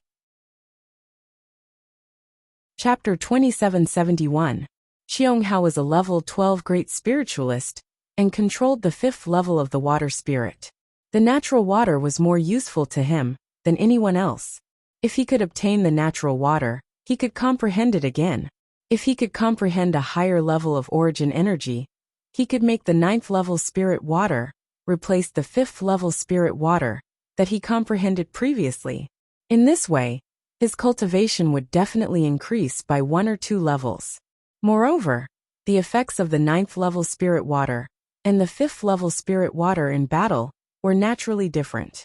Even if they were both water spirits, the 5th level spirit water would have to submit to the 6th level spirit water, not to mention the 9th level spirit water. Of course, if he obtained the 9th level spirit water, his body would not be able to comprehend it. In that case, he could only hand over the 9th level spirit water to complete this secret mission. Anyway, no matter how bad it was, he would still be able to obtain abundant mission resources. But now, he didn't even see a single strand of the 9th level spirit water. According to his goddess Shi Yongqian, the 9th level spirit water should have been taken away by this stoic face in front of him. Xianghao swept a glance at Arbor without batting an eyelid, then turned his gaze to the 2 youths beside her whose cultivation he couldn't tell. These 2 youths didn't look like easy targets. However, the temptation of the 9th level spirit water was too great. Even though Xianghao felt that he might not be able to defeat the 2 youths in front of him, he couldn't resist the temptation of the 9th level spirit water. He couldn't help but say bluntly, "This is the crown princess, right? You were the one who put away the natural water just now." Xianghao's attitude was somewhat disrespectful. After all, he was a level 12 great spiritualist. When facing a mere level 3 little spiritualist, he didn't need to be too courteous. He could just ask whatever he wanted. Even if the other party was the crown princess of China, with his cultivation, he could completely crush her. Naturally, he didn't need to pay too much attention to what he said. Arbor naturally knew Xianghao's mentality. Because of the aura-concealing talisman, she was only a mere level 3 little spiritualist in the eyes of others. In Arbor's group, other than the 2 youths whose cultivation she couldn't tell, the others were all level 8 spiritualists and above. She was the only hilarious level 3 little spiritualist. Perhaps in the eyes of Xianghao and the others, Miss Qiao was just an extra in this group. It must have been Arbor's teammates who pulled them out of the monster fish's stomach. Xianghao's attitude was disrespectful, but Arbor didn't care. He glanced at him coldly and said coldly, "So what if you took it? So what if you didn't?" Xianghao didn't think that a mere level 3 spirit master would dare to speak like this in front of him.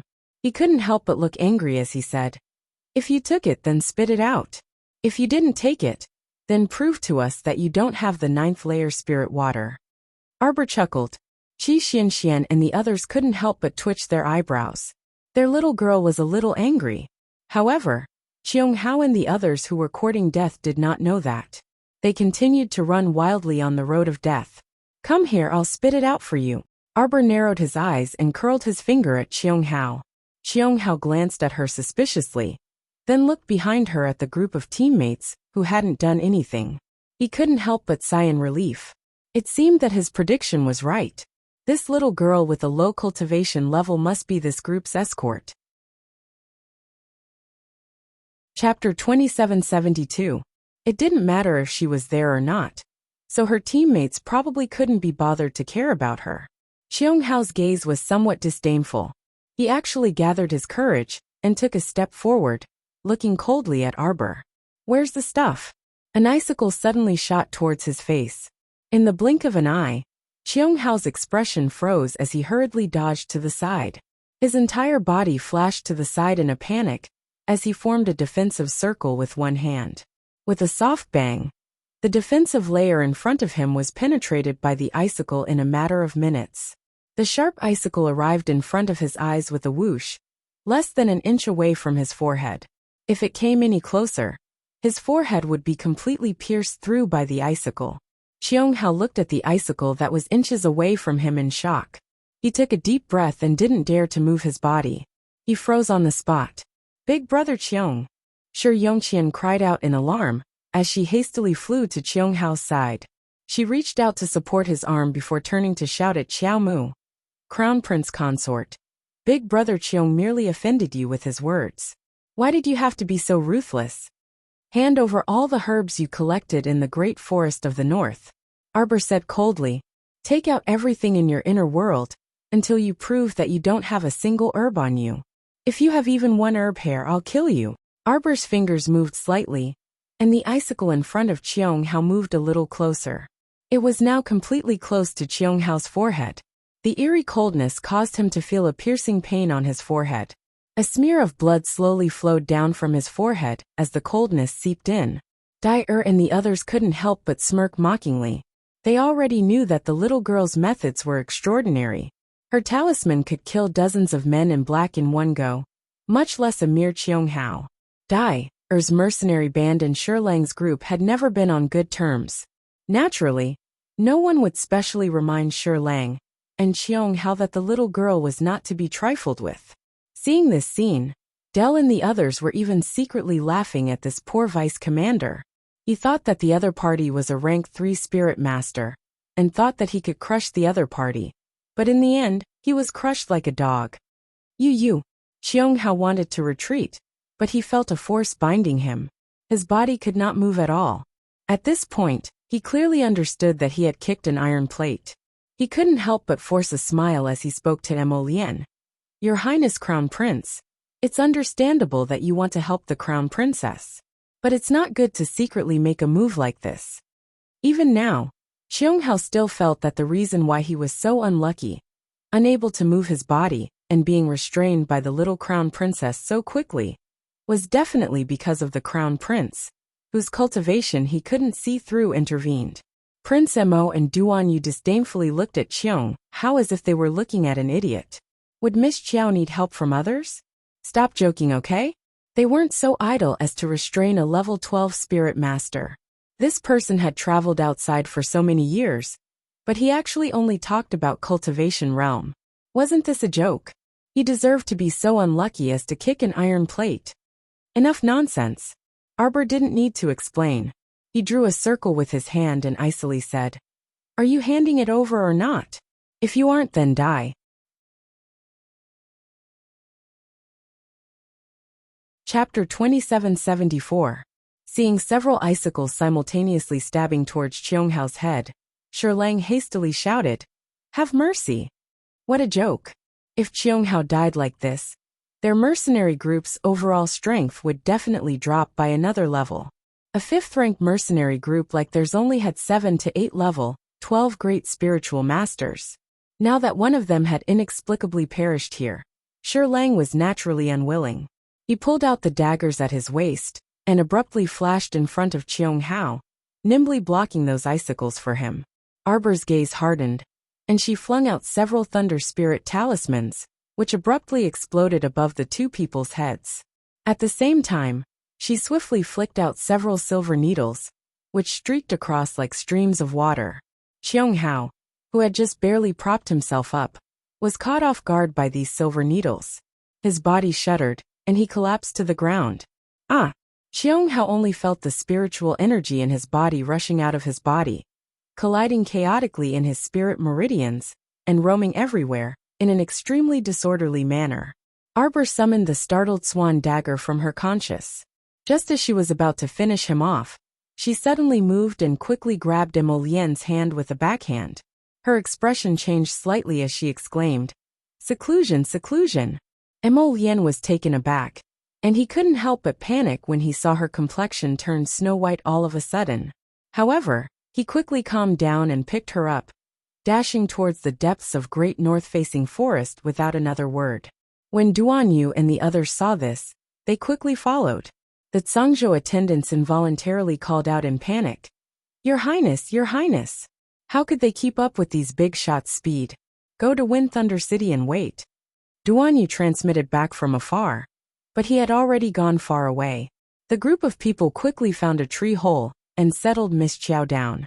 Emolien then dragged Duan Yu along to lay down a double-layered defensive boundary in the surrounding area. In view of the little girl's previous earth-shattering advancements, Emolien sensed that the little girl's commotion this time wouldn't be too small. In the next few days, they accompanied Arbor to silently meditate and cultivate here. Arbor was looking inside his Dantian star field, looking at the main star that suddenly flashed. The fish orchid star was the only star that was lit up among the 4 stars surrounding the main star.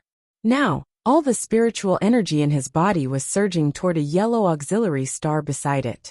Arbor was a little excited, thinking that this star was about to open.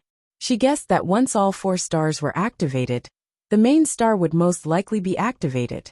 According to Qiuqiu, she had collected a lot of resources in the past and dumped them all on this main planet. Just thinking about it made him feel a little smug.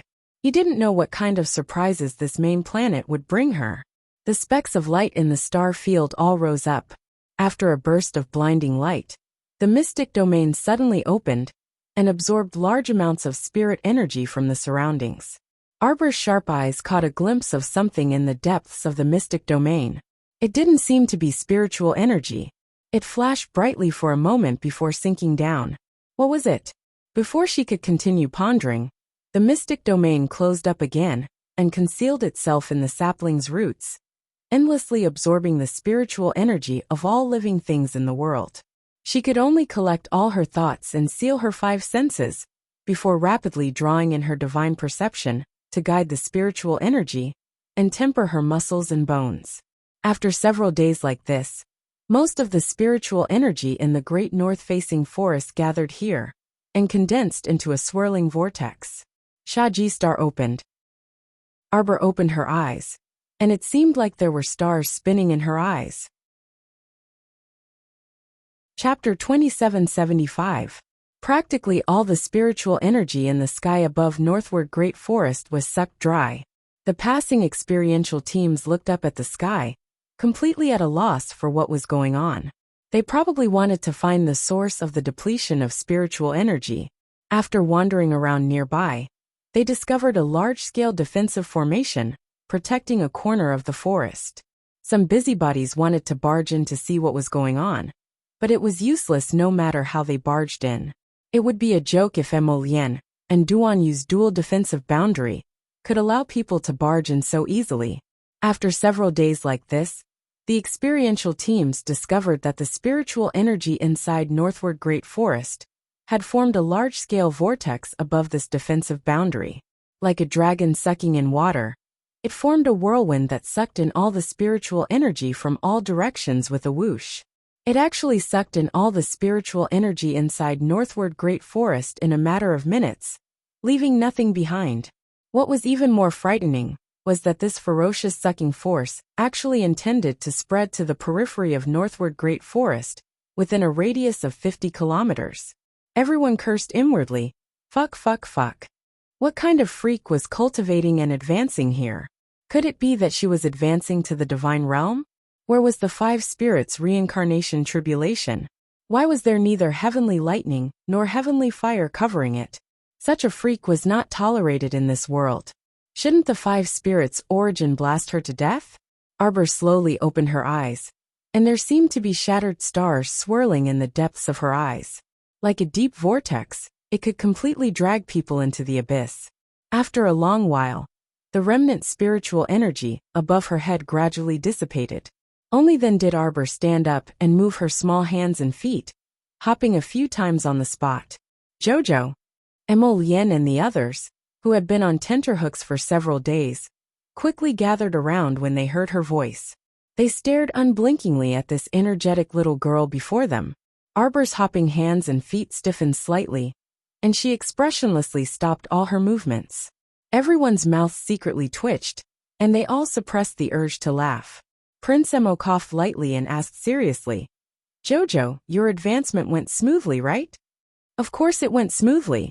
Duan Yu and the others all gave him a disdainful look that said, "You're trying to find something to talk about." Miss Qiao nodded solemnly. "It's all right." Although her cultivation had only increased by 1 realm, she had entered the level 11 initial success realm of Spirit Master. However, what made him excited was not the growth of his cultivation base. Instead, it was the opening of planet Shaji. Little watery spot had entered the early stage of growth. In addition, her divine sense had also advanced to the next level. She had now entered divine sense level 2. Her spirit chapter, which hadn't been upgraded for a long time, had also improved. Now, her spirit division record spirit chapter had broken through to the 8th level, and her spirit meridians had formed an 8th branch meridian. However, to Qiao Mu, all of this was not important. The main point of this advancement was that her mystic ruin realm had finally grown to the spiritual ruin realm. One had to know that before this, her Dantian's mystic domain did not change much. After all, under the protection of the sapling, her Dantian's mystic domain was different from that of ordinary people. Its capacity was at least 8 to 10 times larger than that of ordinary mystic cultivators.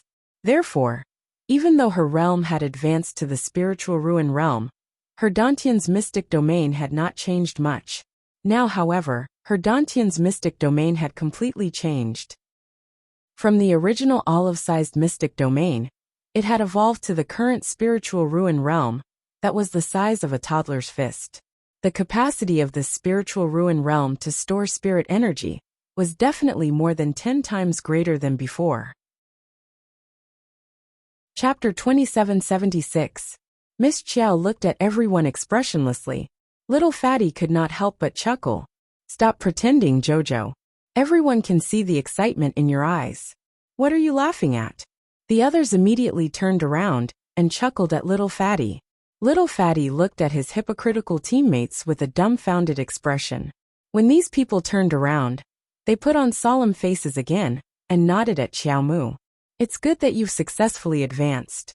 Arbor pursed her lips and calmly replied, Everyone suddenly felt that they could not continue chatting with this child. Several pairs of eyes looked at Crown Prince Mo, who was grinning brilliantly. Prince Mo quickly went forward and held Arbor's hand. Jojo, are you hungry? Do you want to eat something before we continue? Arbor lowered her head and looked at her small body. She felt as if she was stinking to the heavens. She had not bathed for a few days, and this man was still holding her hand. She felt as if she was stinky. Her exceptionally bright eyes flashed. Let me bring you to a place. Everyone was curious. In the next instant, everything in front of them changed. Everyone landed in a vast desert. Looking at the boundless desert with yellow sand dancing in the air, everyone's gaze changed slightly. Oh my god, this is? Qi Xianxian opened her mouth in shock. A place like the ocean? Arbor nodded her head, a trace of joy in her eyes. She did not move, but sand and dust rolled over from the end of the desert. It was not until they got closer that they discovered, to their horror, that countless large and small sand scorpions were crawling over from the end of the desert in a neat formation like an army. They all stopped a few feet away from them. Qi Xianxian shuddered. Damn! If these little things crawled over and surrounded them, no matter how many people there were, they would not be enough to swallow them. There were more than these things in the desert. There were snakes, insects, rats, and ants. There was an endless amount of fun to be had. Arbor stretched out her hand, and a strangely shaped cactus fell into her hand. This is a common spirit plant, Arbor explained, then threw the cactus into the air. Instantly, the countless spikes on the cactus all left its body and shot toward them.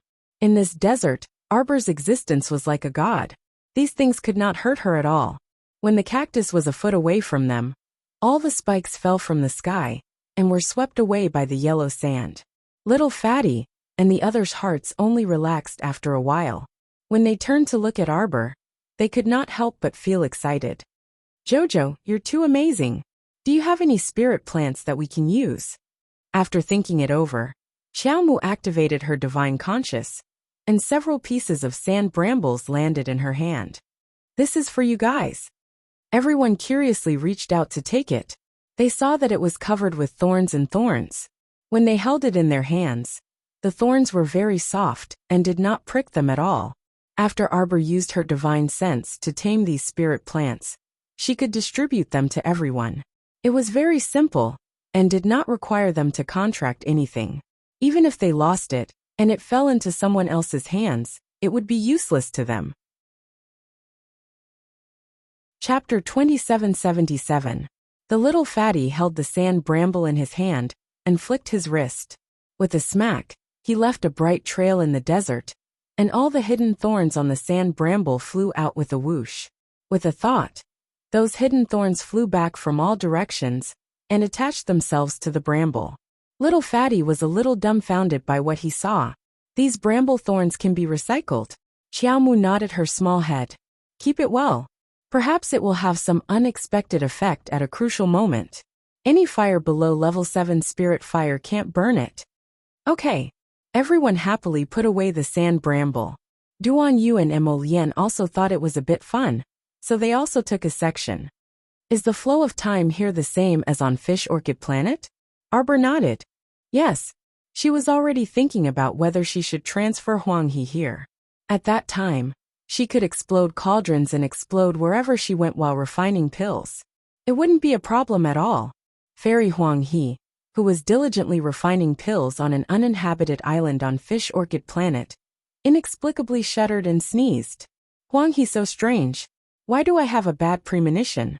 Arbor ran back to the treehouse on Paradise Planet and dug a hole. She filled it with water and took a comfortable bath before instructing the sapling to bury the hole. She returned to the treehouse and changed into a clean set of clothes before leaving the star domain with everyone. We have to hurry. The little fatty covered his face and said, Tomorrow is March 15th. In other words, if they didn't hurry, they might really miss the registration test. Arbor quickly said, Then let's set out. Duan Yi nodded. Just as he was about to withdraw the defensive barrier, he saw a hothead foolishly crash into it through the transparent barrier. They could hear his thump, even through the barrier. Everyone looked to the heavens in exasperation.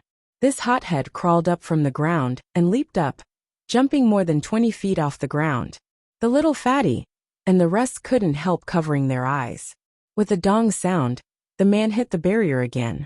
Then he slid down from above and rolled to the ground. The young man patted his butt and stood up. He stood outside the enchantment and only knew that he was being obstructed. He couldn't see who was inside. With a puzzled expression, he stretched out his finger and flicked the barrier in front of him. The little stoic walked over and looked at this young man through the boundary. She was not bad looking. Her eyebrows were exquisite, and she looked a little familiar. Isn't this Qin Jiu? Duan Yu speechlessly twitched his mouth when he recognized him. Their defensive barrier had been set up here for several days. Even a fool would know that they had to go around it. Do you think you can fly out of the range of the defensive barrier, just because you can fly high? What a joke! Let alone a group of spiritual realm cultivators. Even a divine realm expert would have to weigh whether or not they would suffer a backlash if they were to forcefully break open the defensive boundary that Duan Yu and Mo Lian had set up at the same time. The little stoic creased her brows, and the corners of her lips had already unconsciously drooped. Her mood probably soured when she heard the surname Qin. Why is there a defensive barrier here? That dunce muttered to himself. Such a powerful barrier. Even I can't pass through it? This person ran a few steps along the defensive barrier and channeled all the spiritual energy in his body to charge forward. Qi Xianxian gaped at him like she was looking at an idiot. Chapter 2778. Bam! Sure enough, this person came into close contact with the defensive barrier again. Everyone could see that the guy's head was bruised from knocking against the defensive barrier, and his forehead was clearly a bit swollen. It was obvious how much force he used to knock against the barrier just now. Is he an idiot? Qi Xianxian turned to look at the little fatty. The latter nodded in all seriousness, giving her a very definite answer. Duan Yu speechlessly twitched his mouth, and he waved his hand to remove a layer of the defensive barrier. Crown Prince Mo also dispelled his own defensive boundary. Ninth Qin was rubbing the bump on his forehead, planning to knock against the barrier again, when he suddenly realized that several figures had appeared before him. He blinked, and his mouth turned into an O in shock. Who are you people? Aren't you that Duan Yu from the Duan clan? I once met this person on Sikong Planet. Duan Yu expressionlessly explained to his companions that he wasn't familiar with this person. Knowing this kind of dunce was simply shameful and lowered his level. What this and that? Who are the two of us? Why are we so distant? Did you forget? We are good friends. Ninth Qin complained in dissatisfaction. Duan Yu, did you forget that very meaningful half a month we spent together? Why did his words sound a bit when everyone heard this? They all looked oddly at Duan Yu, who appeared calm on the surface, but had a complete mental breakdown on the inside. Seeing Sir Jojo's strange gaze sweeping over, Duan Yu hastily declared seriously, Jojo, don't listen to his nonsense. I'm not familiar with him. Not familiar with what? Ninth Qin instantly panicked. We even slept in the same bed at that time. Qi Xian and the others widened their eyes in shock and used a thought-provoking gaze to look at Duan Yu strangely, scanning him from head to toe. Duan Yu inexplicably shuddered. Why did it feel like everyone was looking at him? As if he was a homosexual prince, Emo mischievously raised his hand to pat Duan Yu's shoulder without a word. With an, "I understand your pain" expression, he reached out to pull Jojo into his arms and hastily distanced himself from Duan Yu and Qin Jiao. The two of you are still young and will face many things in the future. However, you must be firm in the path you want to take and keep going. Prince Emo gave them this advice. Xiao Mu's gaze towards them became even stranger. No, Jojo, don't listen to that punk Emolian's nonsense. Duan Yu scratched his head. A man likes another man. What's that called again? The little girl asked in a low voice. So manly, so homosexual, Crown Prince Emo muttered secretly. The people of the Qin estate are all perverts. The little girl bluntly scolded. From top to bottom, if they're not perverts, then they're sickly people. It must be him pestering Duan Yu. Duan Yu is so pitiful. He's actually being targeted by a pervert. The little girl stomped in front of Duan Yu and patted him hard. Don't be scared, I'll save you. I absolutely won't let a pervert pester you. She understood the pain of being pestered by a pervert. She definitely wouldn't let her friend follow in her footsteps. Emo Lian was flabbergasted. There was something wrong with this scene. Shouldn't Sir Jojo stay away from the gay? Duan Yu, why was she walking over herself with a comforting expression? What kind of train of thought was this? Why was it different from other people's? Duan Yu was also stupefied and couldn't react for a while. Chapter 2779. Duan Yu couldn't help chuckling when he finally reacted. He nodded repeatedly and said, Okay. Prince Emo couldn't help but speechlessly roll his eyes. This punk really knew how to hit a snake with a stick and take advantage of the situation to play the victim. As he spoke, Duan Yu even looked up and glared at Prince Emo, who was secretly up to mischief just now. Beside him, Qin Jiao cried out in displeasure. Hey little lady, what are you saying? What did she mean by being pestered by a pervert? The pervert she was referring to couldn't be him, right? Also, don't think he didn't hear the little lady berating the entire Qin estate just now, right? What did she mean by the Qin family was either a pervert or a sickly invalid? How was this appropriate? Qin Jiao fumed as he glared at Arbor. He saw that the little lady's bright eyes were very pretty, but when she looked at him, they were icy and lifeless.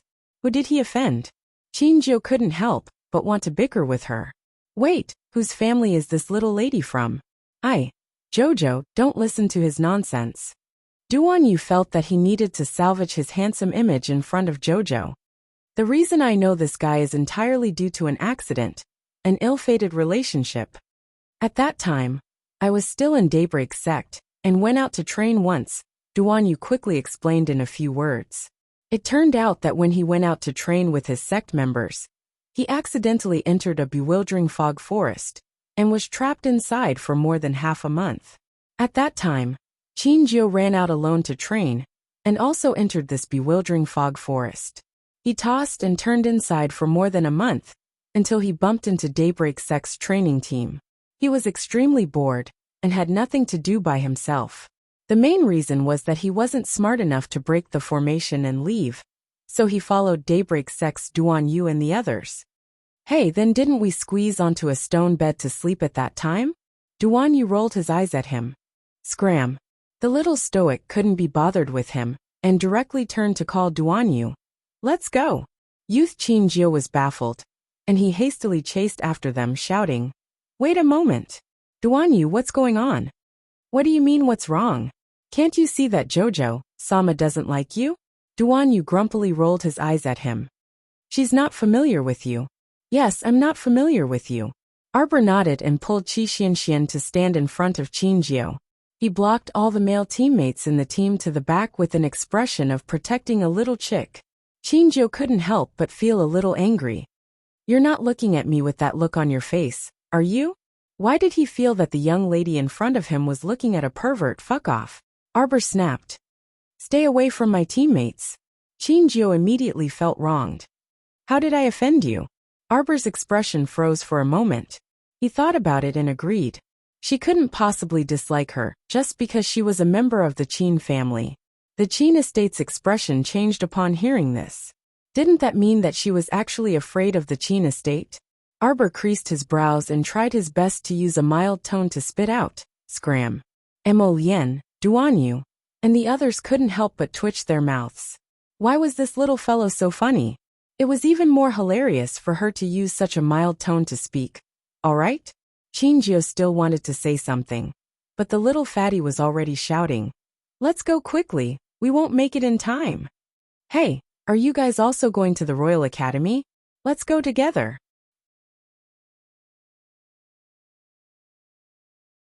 Chapter 2780. But who would be with him? Arbor and his group left the young man behind and hurriedly rushed towards Wind Thunder City. Fortunately, Arbor released the blazing blood fire phoenix to clear the way. The journey was very smooth, and no spirit beasts dared to come close to their deaths. In addition, Arbor gave everyone a flying talisman. If they could fly, they would fly for a while. If they couldn't fly, they would use their spiritual energy to run after rushing for a day and a night. They finally arrived at the gates of Wind Thunder City in the evening of the second day. At this time, there were only a few people passing by the city gates. When the city guards saw their group, they hurriedly waved at them and shouted, "Are you entering the city? Hurry, it's the last 15 minutes. The city gates are about to close." After leaving the north-facing Great Forest, Arbor and his group used the flying talisman to fly directly to the city gates. In the eyes of others, their cultivation was definitely unfathomable. They used their spiritual energy to fly the entire way. How much spiritual energy did they consume? Hey big brother, let me ask you. We are going to the royal school to take the test. Where do we go after entering the city? Qi Xianxian asked. You guys came so late. The city guard was also a chatterbox and warm-hearted person. When he heard this, he hurriedly told them everything he knew. The academy teachers were at the main academy street early in the morning to test the students. You guys came too late. The others are about to pack up their stalls and return to the academy. Can we still take the test? The little fatty hurriedly asked. Yes, quickly enter the city. If the city gates are closed and you can't enter, our Wind Thunder City won't be able to take the test. The big brother hurriedly urged them. Come in quickly. You guys didn't use your spiritual energy to fly all the way here after leaving the north-facing Great Forest, right? The big brother looked at them with admiration and said, Actually, at the exit of the north-facing Great Forest, there is a teleportation talisman array that can reach our gates directly. Why didn't you see it at that time? There was a student from our Wind Thunder City standing there to guide you. 100 spirit coins per trip. It is a bit expensive, but you guys didn't have enough time. Under special circumstances, you don't need to save money, right? Everyone couldn't help but laugh. Arbor turned to look at Qi Xianxian, as though he was looking at a weirdo.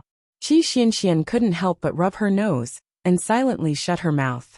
In fact, 3 hours ago, when they had just exited the entrance of the north-facing Great Forest, they had indeed seen a dark-skinned young man waving at them, beckoning them over.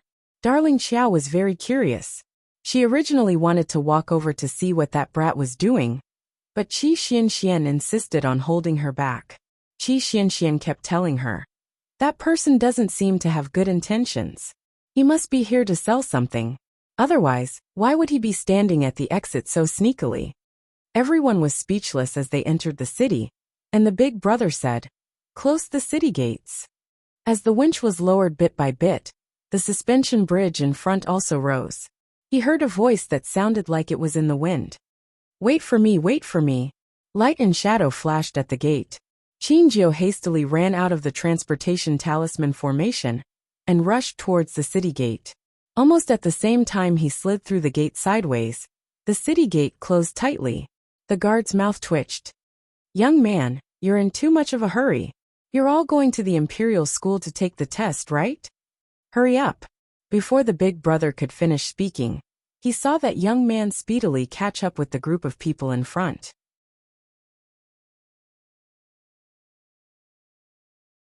Chapter 2781. Thankfully, there was a transportation talisman matrix at the entrance of north-facing forest. Otherwise, even if they summoned their spirit beasts, they probably wouldn't be able to reach the city gates in such a short time. Qingjiu thought. Duanyu, that black-hearted bunch, didn't wait for him to leave with them.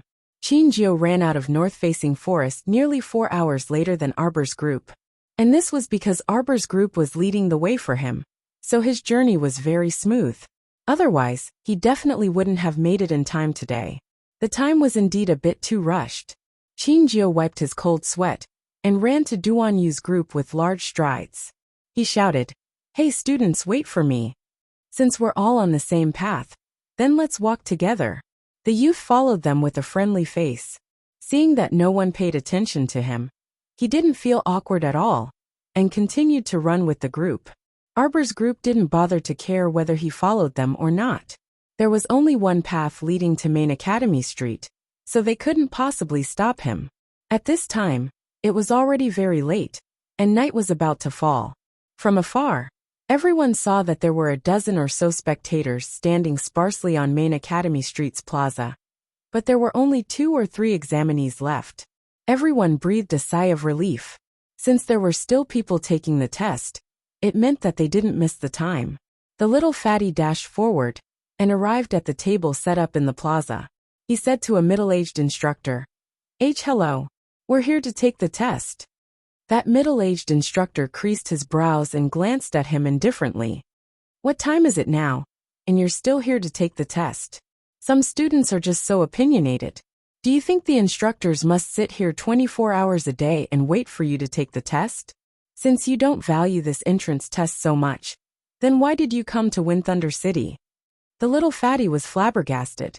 He didn't expect that his first sentence would incur this middle-aged instructor's dissatisfied and angry rebuke. What kind of outrageous thing did he do? "It's not that, instructor, something happened on the way. Time is in your hands. Shouldn't you have considered the uncertain factors that might happen on the way beforehand?" The middle-aged instructor said coldly, "You actually rushed to Wind Thunder City at this time? Do you guys still care about this entrance test? You guys are not taking the entrance test seriously." The little fatty stuttered and scratched his head anxiously. "No, teacher, what's wrong?"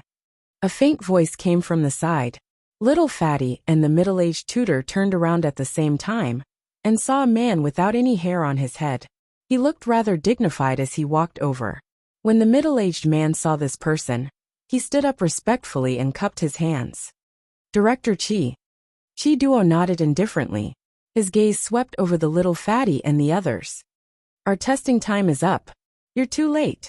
Qingjiu immediately panicked when he heard this. He squeezed forward and shouted, "What?"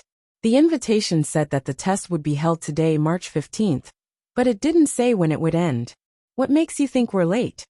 Little fatty immediately nodded, feeling that this young man's words were quite reasonable. "That's right, teacher. We rushed in before the city gates closed. I didn't miss the test deadline." Chapter 2782.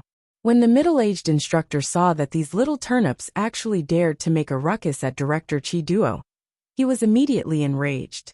"What are you doing? You think you're in the right even though you're late?" The middle-aged instructor said angrily, "Hurry up and leave, don't cause trouble. If you dare to be disrespectful to our director again, I'll chase all of you out of Wind Thunder City. Hey, don't be unreasonable." The little fatty couldn't help but shout, "We're not late, okay? Your invitation letter said that it's on March 15th. Are you looking for trouble?" The middle-aged instructor roared, and 2 guards who were in charge of maintaining order immediately jumped out from behind him, revealing their strong arms, looking as if they were about to fight. The little fatty glared at them angrily and stuttered when he was nervous. Can you be a little more reasonable? "Fatty, don't talk nonsense with them, come back." Qi Xianxian shouted in annoyance. "If they don't take the test, then so be it. Who cares?" "That won't do," Qingjiu shouted. "We're already here. How can we not take the test and go back with our tails between our legs? How embarrassing would that be?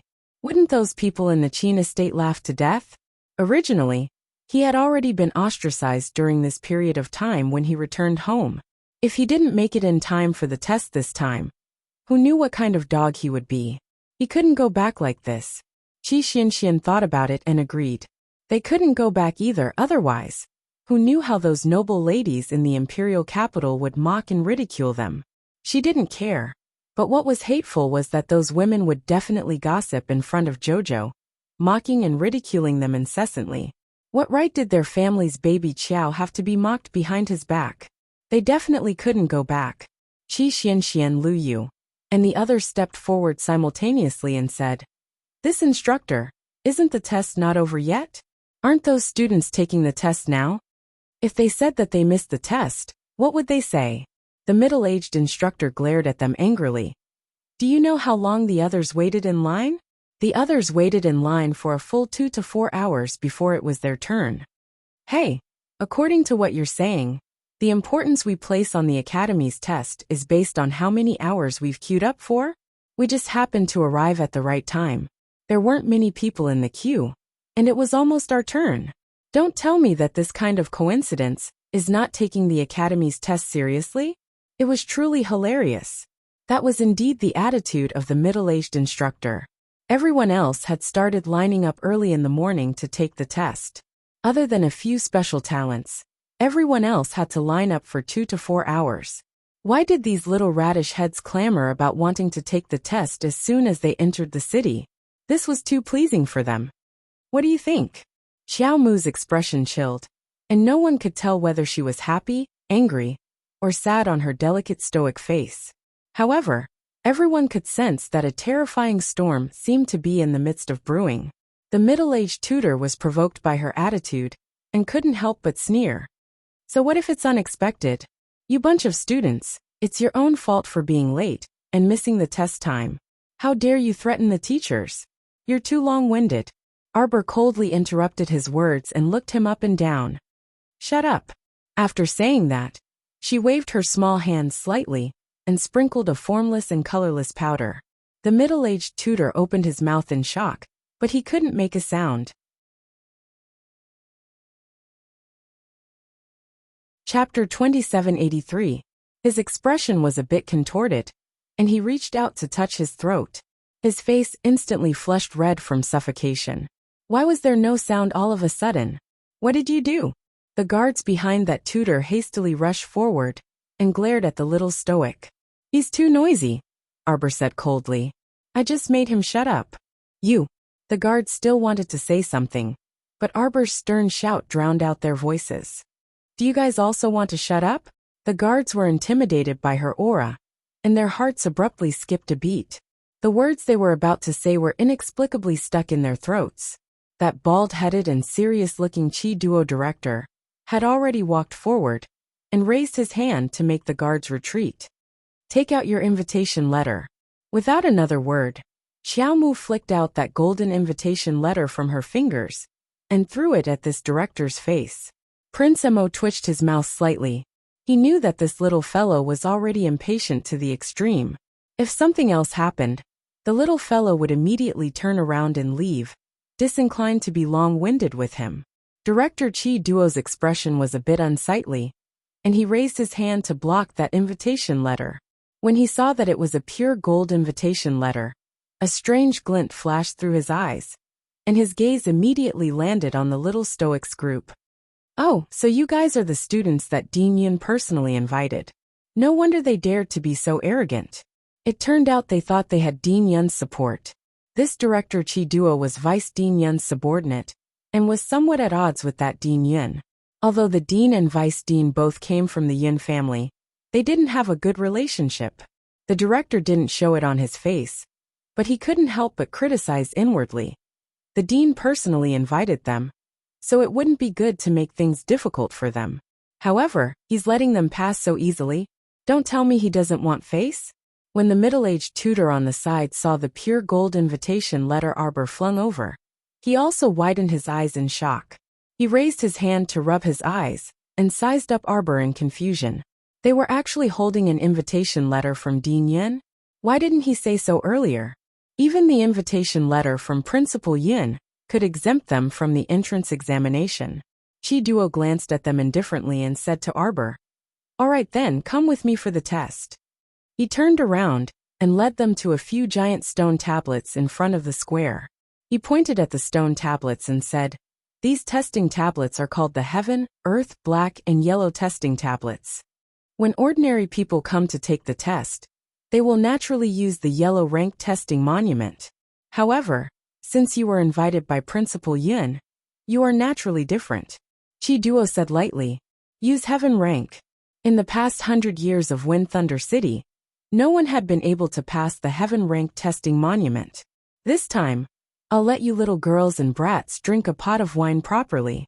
Generally, the 5th to 6th level of the 5 spirits origins would use the yellow level testing tablet. If one were to forcefully use the profound rank testing steel, if one were to be unlucky, they would suffer a backlash from their spirit energy. It was even possible for them to be severely injured or crippled.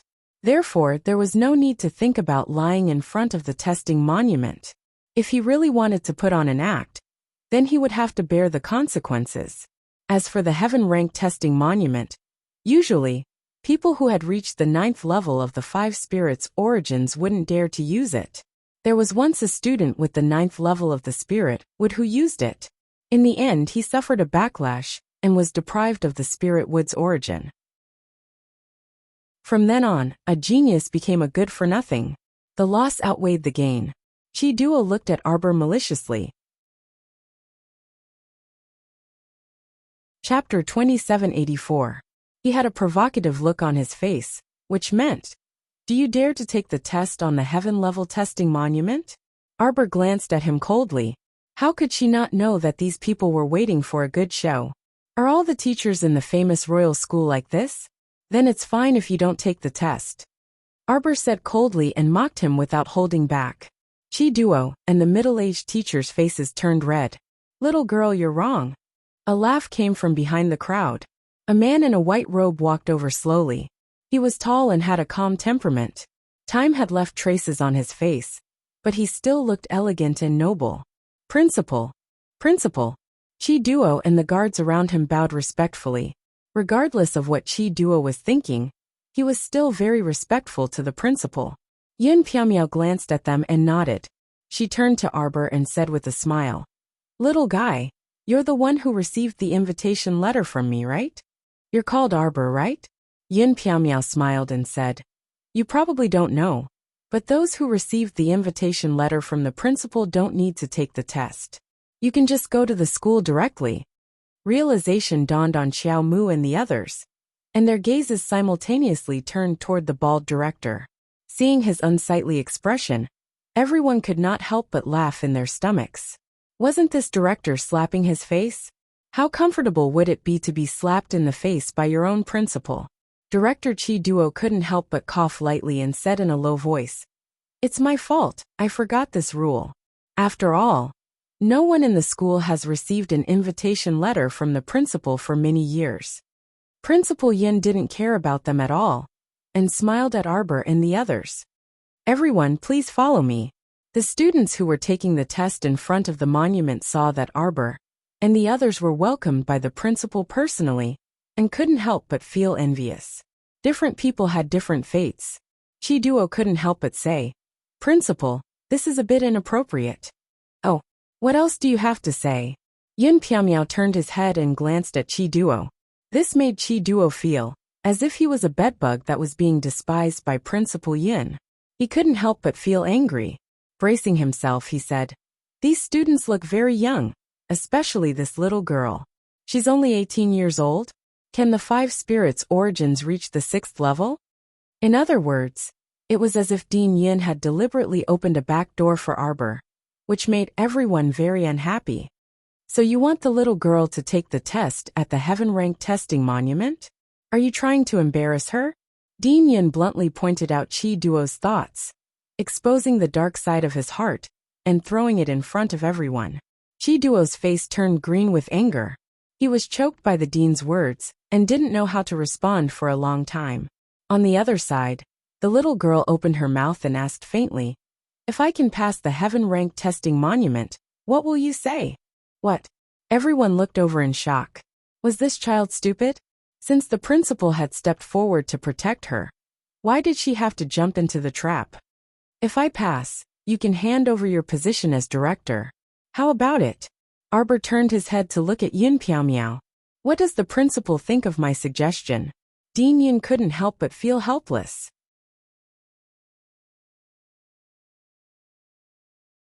Chapter 2785. Before this, Yun Fiang had hinted to him indirectly that this group of children were very powerful and temperamental children. Especially, there's a little girl among them that it's best not to provoke, or else you'll regret it for the rest of your life. Now, he suddenly understood why Yin Fei had that meaningful expression on his face when he said those words. Dean Yin maintained his smile and nodded as he reminded him.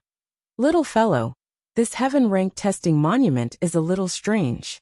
Many years ago, there was a student with a 9th level spirit wood who tested it, but his wood spirit source was devoured instead, causing his body to completely collapse. Are you sure you want to consider this properly? Arbor nodded her little head. Qiuqiu's voice from her conscious earlier floated around her ears. Master Silver, I feel Little Four's aura here. Little Four. I didn't think that Little Four would come right after I found Little Three. Ha ha ha ha. Right now, Xiao Mu was almost certain that there was a sacred wood fragment sealed inside this heaven-rank stone tablet.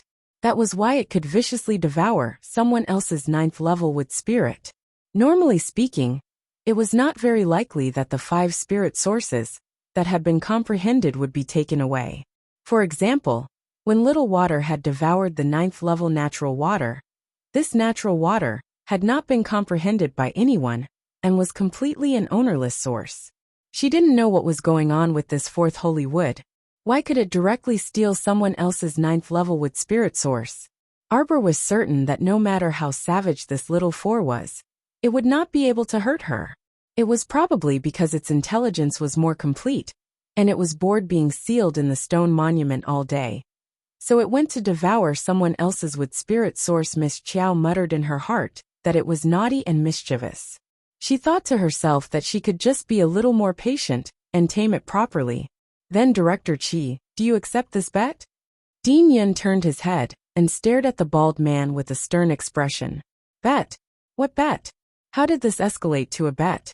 Qi Duo was a little embarrassed at this moment and couldn't help but complain incessantly in his heart. It looked like in today's situation, if he didn't agree to this bet, the dean would not let him get away with it. In any case, he was extremely confident that this young girl could not possibly pass the heaven rank testing monument. Overconfident. Let's see how she's going to die later. Qi Duo's eyes flashed and he sneered. Why not? But let's make things clear in advance. If this girl is injured in any way, her family members shouldn't come and make a scene. As a family member, Prince Mo and his teammates looked at him silently and nodded at the same time. Prince Mo said infuriatingly, Don't worry, when the time comes, you'll be the one making a fuss. Pff, Duan Yu couldn't help bursting into laughter. Actually, when they were teammates with Mo Lian, they were quite happy, because Prince Mo was always going against other people. They just had to watch the show. The little girl took small steps and arrived in front of the heaven rank testing monument. She slapped it with one hand and heavily hit a protruding tiger relief on the monument. The entire stone tablet emitted many dazzling rays of light in a split second. In an instant, it illuminated the entire Wind Thunder City, turning it into daytime. This movement was so big that it was hard for people not to notice it. The residents of Wind Thunder City all pushed open their doors and rushed out. They raised their heads and stared blankly at the bright sky. The night instantly turned into daytime as white as snow. The entire city was in an uproar. The students and teachers of the royal school all rushed towards the end of the main school street.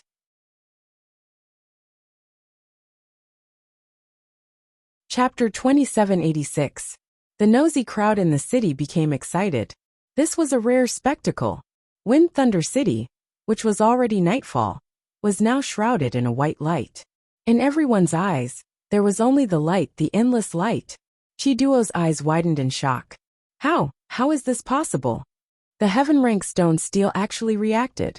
Following Arbor's release of spiritual energy, Streaks of spiritual energy poured into the stone steel. The ferocious tiger carving on the entire stone steel was about to leap off. Several consecrated elders in closed-door cultivation in the academy were also alarmed by such a huge commotion. Following the arrival of a group of students and instructors, they stared at the little girl conducting the test on the main academy street with astonishment in their eyes. The crown princess and the others are here. Chen Baojia couldn't help but exclaim. She followed the crowd and ran to the main academy street, but she was blocked by a group of people. Zhongli Jiwei clenched her fists, her eyes revealing traces of resentment. When she recalled what happened in north-facing Great Forest, she felt as if her heart was suffocating, and it was very uncomfortable. Crack! Amidst the uproar on the street, someone with sharp ears suddenly heard the sound of something cracking. Wow! That stone steel cracked. A cry came from the front row of the crowd. Everyone focused their eyes and saw that it was indeed the case. The glowing stone steel under the little girl's hand was cracking inch by inch. At first, the cracking speed wasn't fast, and only a small crack appeared on the stone steel. Immediately after, something that left everyone dumbfounded happened. This crack started to split and spread, and in a short while the stone steel was densely covered with fine cracks. After a bang, the entire stone steel shattered into powder in Arbor's hand. For a time, Main Academy Street, which was packed with people, was completely silent. The instant the stone steel shattered, Arbor's body moved, and she moved to grab a lustrous green light. It was a pity that little Four ran away faster than a rabbit, slipping through her fingers in an instant. Only Mo Lian, Duan Yu, and the others saw this erratic lustrous green light. Xiaomu creased her brows and secretly retracted her small hand. This fragment number 4 was indeed a mischievous little fellow. It was true that it had gained sentience. It actually knew how to escape. What a heartless little thing. She had spent a lot of effort to rescue it from the stone tablet. Forget it, this matter can't be rushed. In any case, this little fellow can't leave Wind Thunder City. After all, the main body of the Holy Wood was here to restrain it, so it would only wander around for a while. Miss Chiao was very easygoing to her own people, even though Chocho kept yelling in her ear. Master, beat it to death, beat it to death, beat it to death. She pretended not to hear him. After retracting her small hand and turning around, Xiaomu finally realized that Main Academy Street was currently packed with a crowd of passers-by. She frowned expressionlessly and turned to look at Dean Yun. Did I pass? Yun Piaomiao recovered from her shock and hurriedly nodded. Of course I passed. What a joke. The stone steel was so bright that it exploded. If this didn't count as passing, then what did? No. Chi Duo started making a fuss as expected. This stone steel doesn't show the level of the 5 spirit origins. How can this count as passing? Everyone was speechless. The stone steel had already exploded, so what was there to show? Emilian snorted. I didn't say anything wrong about you, right? I knew you would make a fuss. It's no use making a fuss. Yin Piaomiao sneered. From today onward, Director Qi will be relieved of his duties.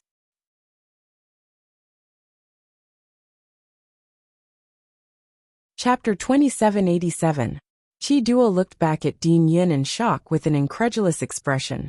It was as though he had originally thought that everything was just a joke. But who would have thought that Dean Yin would take it seriously? Isn't Dean being too hasty? Many of the instructors present also glanced at Director Qi sympathetically. They also felt that Qi Duo's luck was truly a bit bad today. Although they didn't know what had happened between Director Qi and this stoic-faced girl. It seemed that Director Qi was the one who had suffered a setback. Tisk! Little Jojo caused such a huge commotion as soon as she arrived at Wind Thunder City. She's truly worthy of being a little devil in this world. Eldest young Sir Qin said with a grin. He turned to glance at the impassive Omega Kotoku standing beside him. Second brother, what are you thinking about? Qin Xian didn't answer him, and his gaze never retracted from the little girl. He actually had too many questions in his heart. Were those fragmented dreams really dreams? Did Jojo's long-standing loathing for him originate from those dreams? Otherwise, he really couldn't remember what he had done to provoke her loathing, since they met in this lifetime. He wanted to ask her clearly, but he couldn't find a suitable opportunity. Now that the two of them were in the same academy, then in the future there would naturally be many opportunities to meet. He definitely had to find an opportunity to ask her clearly and clear up the doubts in his heart. Eldest young Sir Qin silently swept a glance at his second brother. He had always felt that his second brother's thoughts were deep and hard to guess. Although he was standing beside him now, it was as though he was standing in the middle of a snowy field that had been frozen for 10,000 years, so aloof and cold that it wasn't easy to touch him. He completely couldn't figure out what this second brother was thinking. Moreover, there seemed to be another story between him and little Jojo, which made it hard for people to figure it out. But was that possible? He had actually secretly sent people to investigate what had happened between the two of them at the Qin estate. And there wasn't anything out of the ordinary. Qin Xian's gaze flickered as it swept over his face, and then he retracted his gaze. Eldest brother, second brother. Qin Jiu ran over with a joyful expression. He squeezed through the crowd with all his might and came to their side. Fifth brother is also here. Fifth young Master Qin nodded faintly at this younger brother, who had just returned to the main family. This Qin Jiu had an erratic personality. Although the treatment he received in the Qin estate wasn't that great, and he had even been bullied several times, he didn't seem to be affected in the slightest. Omega Kotoka glanced at him and asked, "You came with Arbor?" Qin Jiu was startled. He looked back at Arbor standing on the other side and hastily nodded. He couldn't help but ridicule. "Isn't that so, second brother? Let me tell you, that little stoic has a terrible temper. I only said 3 sentences, and she found me annoying and told me not to follow them. But there's only one way out of north-facing Great Forest." Qin Jiu continued to complain. "It took me a lot of effort to get here." Eldest young Master Omega Kotoku didn't conceal the impatience in his eyes at all. "You are a bit annoying." After being long-winded for so long, he only asked one question. It would have been fine if he had answered yes or no, but he just had to talk nonsense and didn't answer the main point. Eldest young Master Qin couldn't help but burst into laughter. Qin Jiu looked aggrieved and pitiful as he sneaked a peek at his second brother. His heart had been ruthlessly attacked.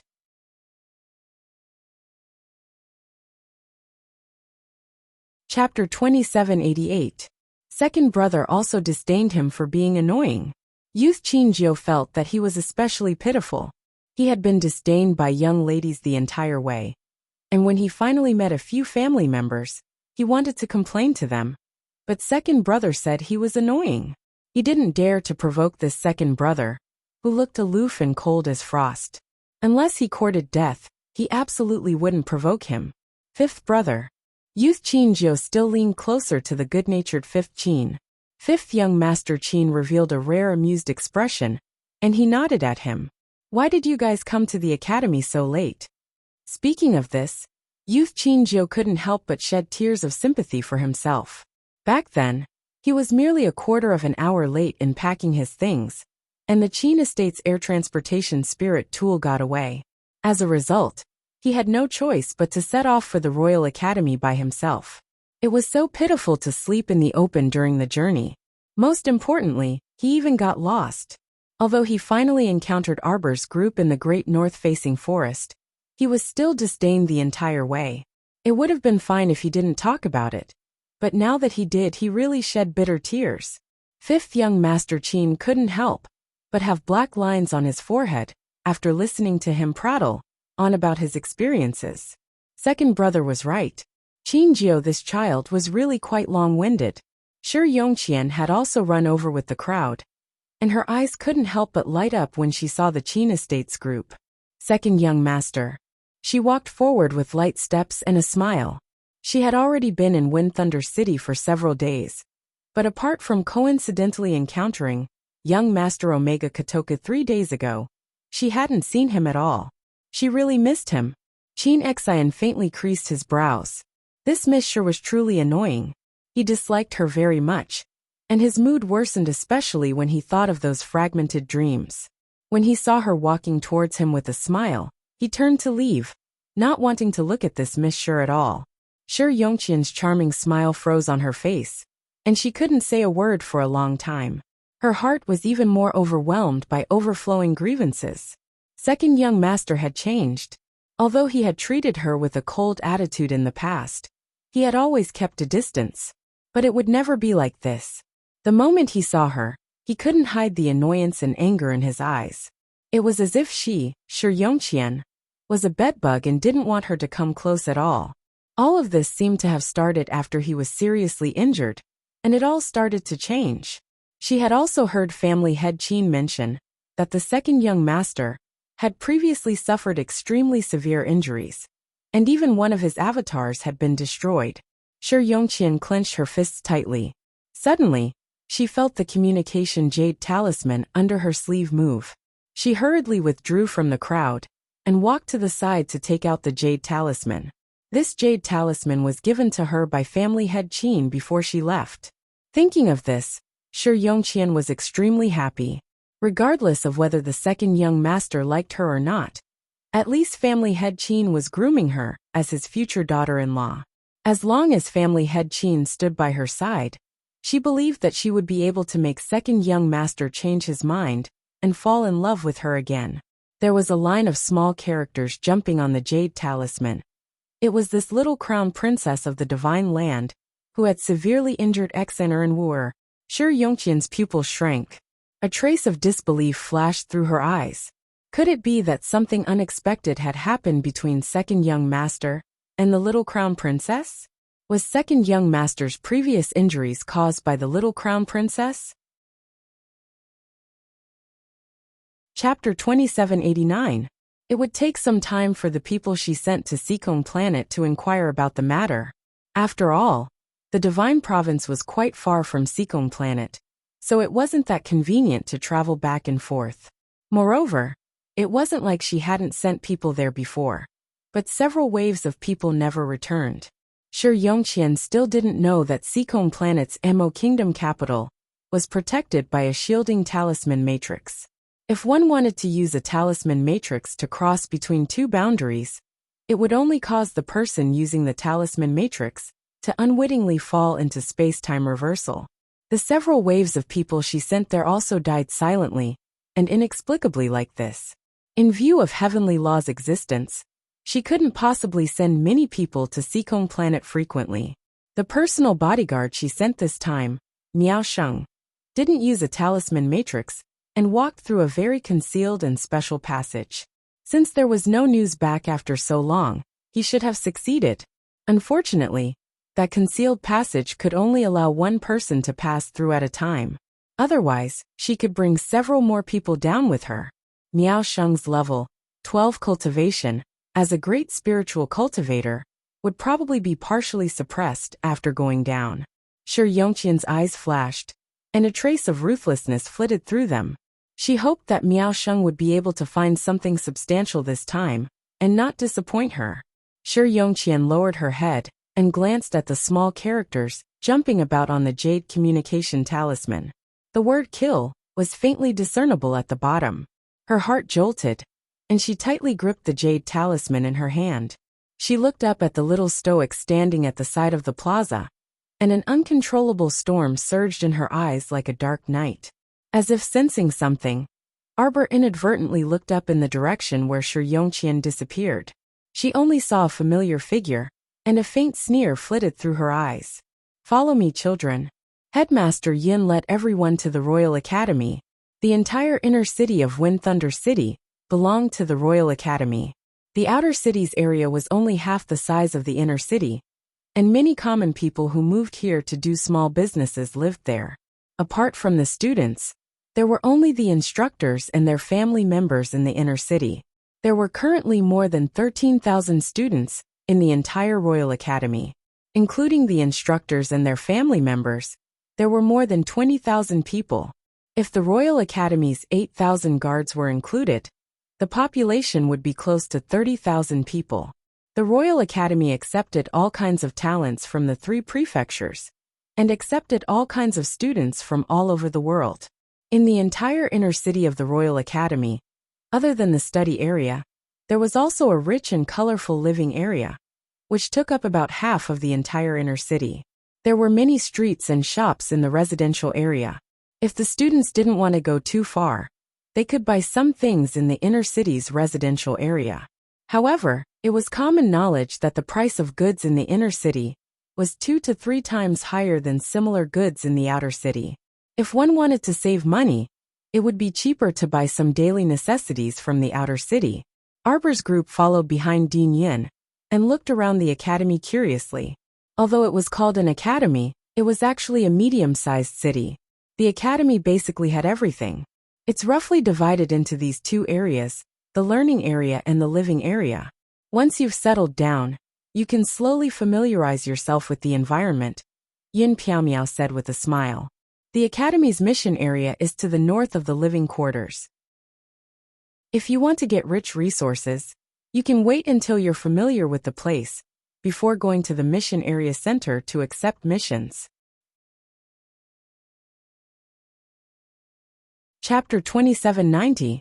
The points obtained from the mission can be used to exchange for some items in the resource area. Dean Yin gave them a rough explanation. You can go and understand the details later. Arbor's group nodded and followed Dean Yin to the inner city's residential area. The students' lodging was to the south of the west. Of course, there were good and bad accommodations. The worst accommodations would cost 100 spirit coins per month, and 6 people could share a room with each other. Because it was cheaper, this type of room was basically snatched up by those who arrived first. For example, Arbor's group, who arrived so late, it was naturally impossible for them to snatch the cheap stuff. A small room for 4 people cost 300 spirit coins per month. A slightly better private room for 2 would cost 1,000 spirit coins a month for the accommodation. There were fewer people who stayed in this type of room, and only the noble ladies and young masters of aristocratic families were willing to spend this money. A single room for 1 person cost 3,000 spirit coins per month. If it was a small courtyard with a garden, it would cost 10,000 spirit coins. The best lodging was the garden house, which had servants and odd job workers. There were 2 gardens, one big and one small, and there were even guards at the door. This kind of garden house could accommodate about 15 to 20 people, and the monthly lodging cost was as high as 20,000 spirit coins. Currently, it seemed that only 2 rooms had been sold, and it was unknown which 2 spendthrifts paid for them. Why don't you just rob? When Little Fatty and Qi Xianxian heard the sky-high lodging price, their eyes widened as they angrily roared at Dean Yin. Dean Yin laughed, and actually didn't feel awkward at all. He raised his hand and rubbed his nose. One was willing to take the hit, and the other was willing to take the hit. Arbor also felt that it was unbearably expensive, and his little face tightened into a ball. After a long while he said, "This is even more expensive than the housing in our divine prefecture's imperial capital. It was simply ridiculously expensive, all right?" She remembered that Mu Jingfeng rented out a house in the southern part of the city, and the yearly rent was only 30,000 spirit coins. But here, it was 20,000 spirit coins per month. Although the house Mu Jingfeng rented out might not be as big as this, it wasn't too far off. Yin Piaomiao, this profiteer, was going to be expensive beyond the star domain. Dean Yin smiled calmly and said, "You can go and accept missions. If you can complete a level 6 mission in a month, not only will you obtain a lot of mission points, but you will also receive a lot of mission points. The cost of the most luxurious accommodation can be reduced by half. If you can take over the garden area, you'll be able to live in the best place. It's definitely the best area in the entire academy. There aren't many of these types of special estates left." Dean Yin continued to encourage. There are only 4 such special grade courtyards in the entire academy. They are both large and exquisite. Can you go up to the sky? Arbor pointed at the distant mountains floating in the sky. Yin Piaomiao looked back and rubbed his nose. That's the Cloud Mist Peak where this principal lives. In the entire Wind Thunder City, there are only a few mountains that can reach the sky. Arbor curled his lips. That's because of the rune array. Hearing this, Yin Piaomiao's eyes couldn't help but light up. Little Miss actually knows. I also know that it's definitely a flying jade talisman array, made up of 24 flying talismans. Arbor paused for a moment before continuing. Furthermore, there are more than 100 sets of talisman arrays used. This was enough to allow these mountains to ascend. Yin Piaomiao's eyes were practically shining. Indeed, after so many years, this little miss was the only one who had seen through the mystery.